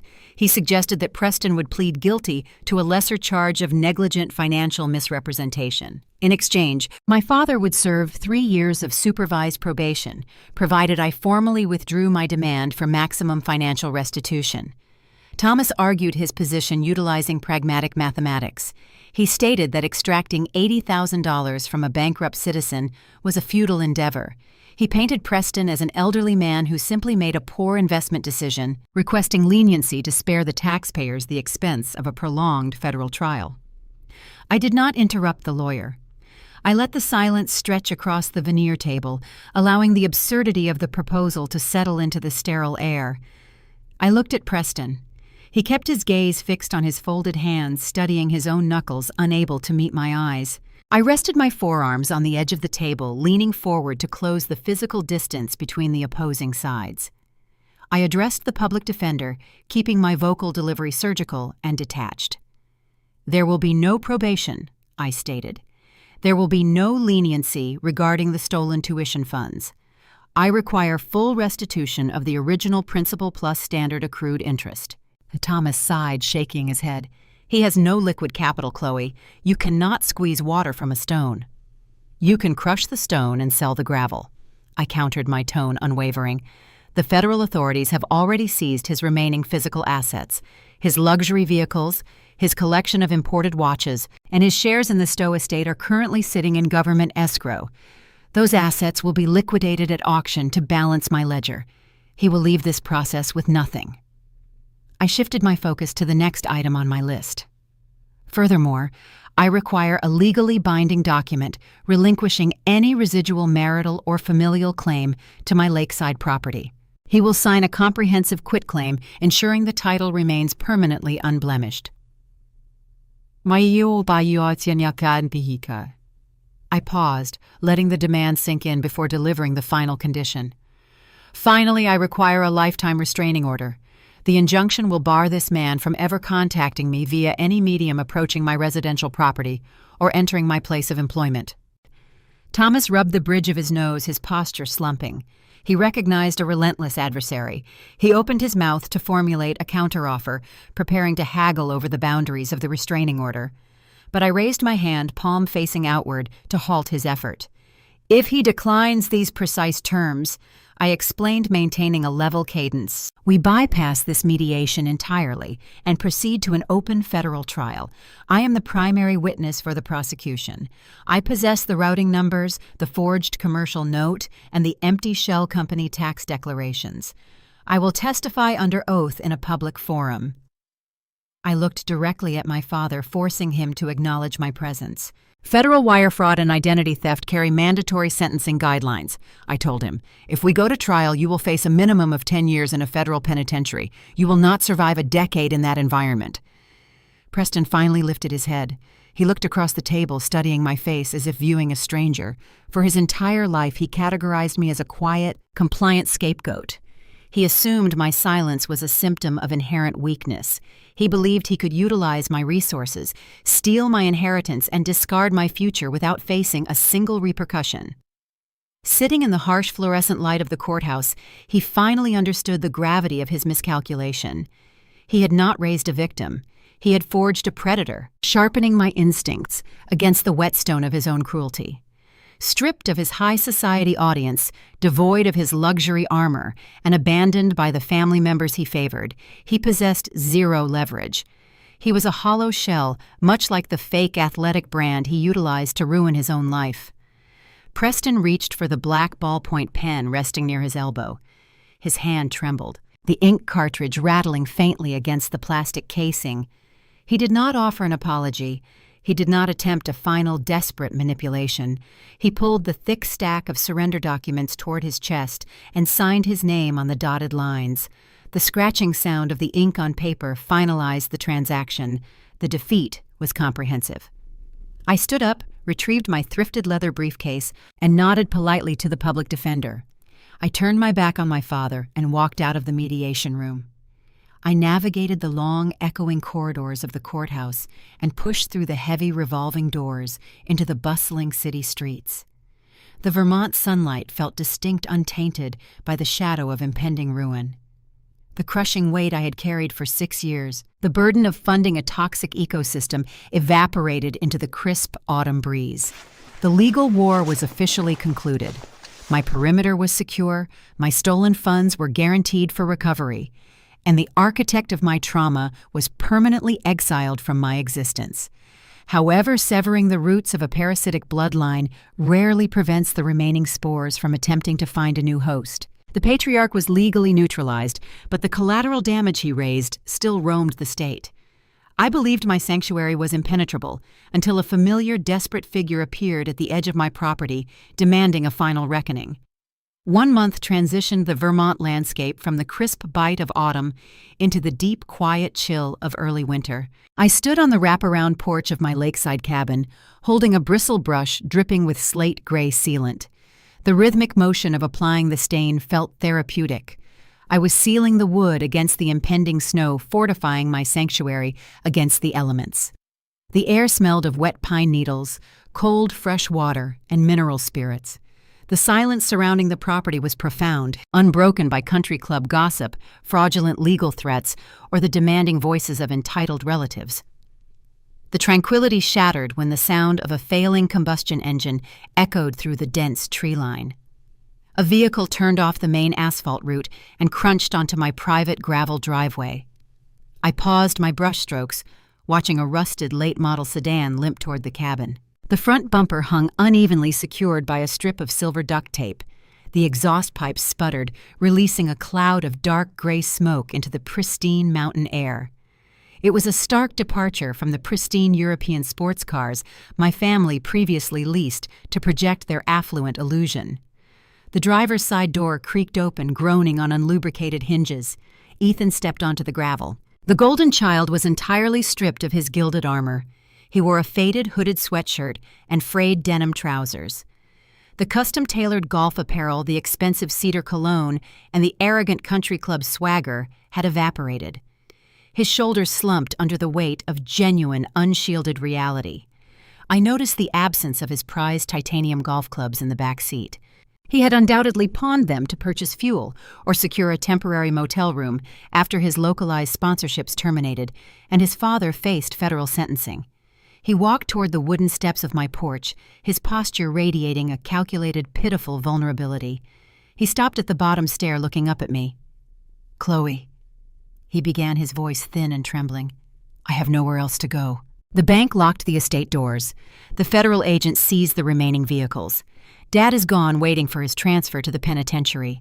The guys at the club will not even return my phone calls.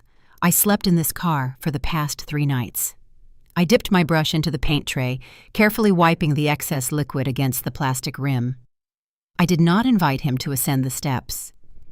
"Come on, Chloe," he pleaded, utilizing a childhood nickname he had ignored for over a decade. "We are still family. Blood is thicker than whatever happened with the money. I just need a place to crash for a few weeks. Let me stay in the guest room until I get back on my feet. I will help you fix up the property. We can start over, just a brother and a sister looking out for each other." And I studied his face. He was deploying the final manipulation tactic remaining in the patriarchal playbook. He assumed the mythical bond of shared genetics would override the verified ledger of his complicity. He still believed he was entitled to my resources. He thought the lakeside cabin, the property my mother purchased and I defended through relentless forensic warfare, was simply a backup safety net designed to catch his inevitable fall. He wanted to bypass accountability and return to a parasitic state of existence. I set the paintbrush across the rim of the metal tray. I wiped my hands on a cotton rag, maintaining a steady, clinical gaze. I worked 1,460 individual graveyard shifts at a downtown hospitality desk while you were playing 18 holes in Florida. I stated my tone, measuring the exact distance between our realities. I audited hospitality receipts from midnight until 8 in the morning for 4 consecutive years. I logged thousands of hours beneath harsh fluorescent lights, surviving on stale coffee and pure adrenaline, while you drank imported champagne and wore apparel purchased with my stolen tuition. "Chloe!" "I did not know about the forged signature," he stammered, stepping backward, sensing the impenetrable wall of my boundary. "I swear I thought the business loan was legitimate." "Ignorance is a luxury purchased by the labor of others," I replied. "You wore the expensive clothes. You drove the leased cars. You played the private courses. You consumed the harvest of the theft without ever questioning the soil it grew in. You enjoyed the privilege of looking the other way because my exploitation subsidized your comfort. My guest room is reserved for individuals who respect the foundation of this home. You merely view it as a free hotel." I reached into the front pocket of my canvas work apron. I had anticipated this exact scenario. Parasites always seek the nearest familiar host when their primary food source expires. I extracted a neatly folded piece of printer paper and tossed it over the wooden railing. The paper fluttered through the cold air, landing on the gravel near the toe of his worn sneaker. "That is a comprehensive directory of municipal housing initiatives," I explained. "It contains the addresses of 3 local shelters, a subsidized job placement agency, and a community food bank located in Burlington. The resources are free, but they require actual labor to utilize. You will have to stand in line, fill out application forms, and earn your keep." Ethan stared down at the printed directory. His mouth opened, but no words materialized. The final realization settled over his features. The bank of Chloe Morgan was permanently closed. The era of the golden child was officially terminated. I turned my back on his defeated posture, picked up my painting supplies, and walked inside the cabin. I closed the heavy solid wood door and engaged the deadbolt. The brass mechanism clicked with definitive final precision. It was the sound of a boundary snapping shut, severing the toxic bloodline forever. Through the front window pane, I watched him stoop down, pick up the piece of paper, and retreat to his failing sedan. The engine turned over with a painful whine. He reversed out of my driveway, the tires kicking up a spray of loose rocks, and drove away. He exited my existence, leaving behind only the faint scent of exhausted exhaust fumes that quickly dissipated in the mountain wind. I carried a ceramic mug into the kitchen, pouring a generous measure of dark roast coffee. I walked through the rear sliding glass doors and stepped onto the wooden dock extending over the surface of Lake Champlain. The water was incredibly smooth, reflecting the pale gray sky like a polished mirror. The sprawling Vermont wilderness stretched out in every direction, offering a pristine, unspoiled canvas. I took a slow sip of the hot beverage, letting the warmth spread through my chest. I reviewed the final status of my internal ledger. The Vermont state grant I earned through the tax evasion investigation had cleared the remaining balance of my student loans. The regional bank officially released the fraudulent lien against this property, issuing a formal letter of apology for the oversight of their corrupt branch manager. I held the unblemished deed in a secure safety deposit box. I owned the timber, the foundation, and the roof over my head outright. I was 24 years old, entirely unburdened by toxic debt and immune to familial manipulation. Sitting on the edge of the dock, watching the gentle ripples form against the submerged wooden pylons, I reflected on the twin ceremonies that defined my journey. During my first graduation, I sat in a sweltering gymnasium, staring at an empty metal folding chair, waiting for an architect of deceit to validate my worth. I waited for a father who prioritized a golf cart over my academic triumph. That profound absence taught me a vital, painful lesson. It taught me I was alone in the world, responsible for my own survival. During my second graduation, I stood on the flagstone terrace of a prestigious country club, flanked by television cameras and wealthy spectators. I did not wear a synthetic blue robe. I carried a battered leather briefcase filled with certified bank routing numbers and forged notary logs. I utilized cold hard data to dismantle a counterfeit empire and reclaim my stolen legacy. I fired the lethal shot that leveled a corrupt patriarch and freed me from his financial snare. That second ceremony provided the ultimate revelation. Being alone is not a symptom of vulnerability. When you strip away the need for toxic validation, when you sever the leashes of unearned guilt and refuse to subsidize the delusions of your relatives, being alone becomes your greatest asset. It provides the clarity required to see the world exactly as it is, rather than how manipulators wish you to see it. Being alone is exactly what makes you dangerous. If you are the scapegoat expected to fund someone else's goal in life, stop waiting for them to show up to your ceremony. Do not wait for an empty chair to magically fill with apologies that will never arrive. Build your own stage. Keep your receipts and let them watch you shine. There is a profound, silent tragedy that occurs when the architecture of a family collapses, not from a sudden earthquake, but from years of quiet, systemic rot.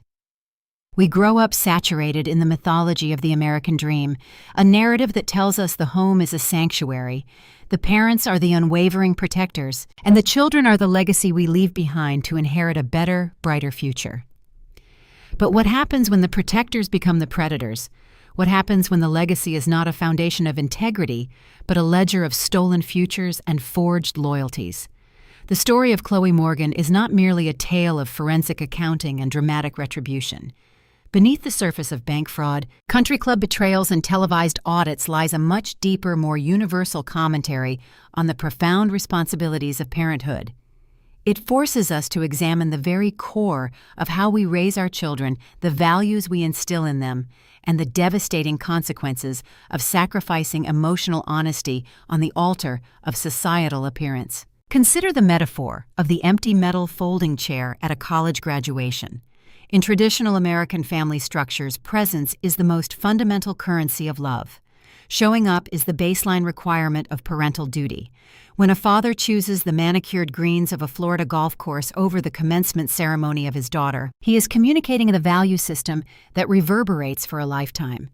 He is teaching her that her milestones are secondary to his leisure, that her grueling years of midnight shifts are invisible, and that conditional love is granted only to those who serve his immediate superficial interests. Yet, the most insidious damage in this family dynamic was not inflicted upon the daughter left staring at the empty chair. The true fatal casualty of this toxic parenting was the golden child, Ethan. In our culture, there is a dangerous temptation to confuse provision with enabling. We often believe that giving our children everything, shielding them from friction, buying them the latest equipment, funding their lifestyle brands, and rescuing them from the consequences of their own mediocrity is the ultimate expression of parental devotion. We construct soft, padded cages for them, terrified that the harsh winds of reality might damage their fragile self-esteem. Preston believed he was building a king by funneling stolen tuition money into his son's country club facade. By forging signatures to create a fake athletic empire, he thought he was securing his son's place in the upper echelons of society. But a house built without a foundation of genuine labor will inevitably fall. By removing all obstacles from Ethan's path, his father robbed him of the one tool every human being requires for survival resilience. When the illusion shattered, when the federal indictments arrived and the sponsorships evaporated, Ethan had nothing left. He possessed no work ethic, no moral compass, and no internal mechanism to navigate adversity. The father who sought to give his favorite son the world ultimately left him destitute, shivering in a broken-down sedan in a gravel driveway, begging for a handout because he was never taught how to build his own life. Enabling is not a form of love. It is a form of sabotage disguised as generosity. On the other end of the spectrum is the scapegoat. Chloe was denied financial support, emotional validation, and the basic fairness that should exist within a healthy household. She was treated as a surplus resource, a ledger to be manipulated. Yet in the crucible of that neglect, she forged an unbreakable spine. Because she was forced to audit hotel receipts at 2 a.m, she learned the immutable laws of cause and effect. Because she was abandoned, she learned the vital necessity of self-reliance. This stark contrast highlights the absolute necessity of honesty and fairness in raising children. A traditional family cannot function as a corporation where the favored executives receive the bonuses while the lower-tier employees shoulder the debts. Children possess an acute inherent radar for injustice. They know when the scales are tipped. When parents play favorites, when they gaslight one child to protect the fragile ego of another, they do not merely damage the sibling bond. They destroy the child's trust in the world itself. Emotional awareness is the bedrock of long-term guidance. It requires a parent to look at their child and see a distinct human being with unique struggles rather than a mirror reflecting their own unfulfilled ambitions. Preston saw Ethan only as a vessel for his failed athletic dreams and a prop for his affluent country club persona. He saw Chloe only as the balance sheet. He lacked the emotional intelligence to recognize the quiet desperation in his son or the fierce, independent brilliance in his daughter. When a parent lacks this awareness, the family stops being a home and becomes a theater where everyone is forced to play a role until the curtain inevitably violently falls. If you have ever found yourself standing in the ruins of a family narrative that turned out to be a fiction, if you have ever had to become your own protector and build your sanctuary from the ground up, you are not alone. You understand that setting a boundary is not an act of cruelty, but the deepest expression of self-respect. If this story resonates with the battles you have fought in the quiet corners of your own life, I invite you to subscribe and follow the channel Jack's Fury. We share these journeys because there is profound power in realizing that the scars we carry are actually the blueprints for our survival. As we look back at the tranquil waters of the Vermont lake, watching a young woman sip her coffee on a wooden dock she owns outright, we are left with a lingering, haunting question. What is the true legacy we inherit from our bloodlines? Is it the wealth passed down in trust funds, or the character forged in the absence of it? Perhaps the greatest lesson is that we are not defined by the chairs our parents left empty. We are defined by the tables we build for ourselves and the people we eventually choose to invite to sit at them. The water ripples against the wooden pylons, reflecting a sky that is neither forgiving nor cruel. It simply is. And somewhere out there driving down a lonely highway is a son who was given everything and left with nothing. While the daughter who was given nothing holds the deed to her own soul, we must all decide ultimately which path we are paving for the generations that follow us.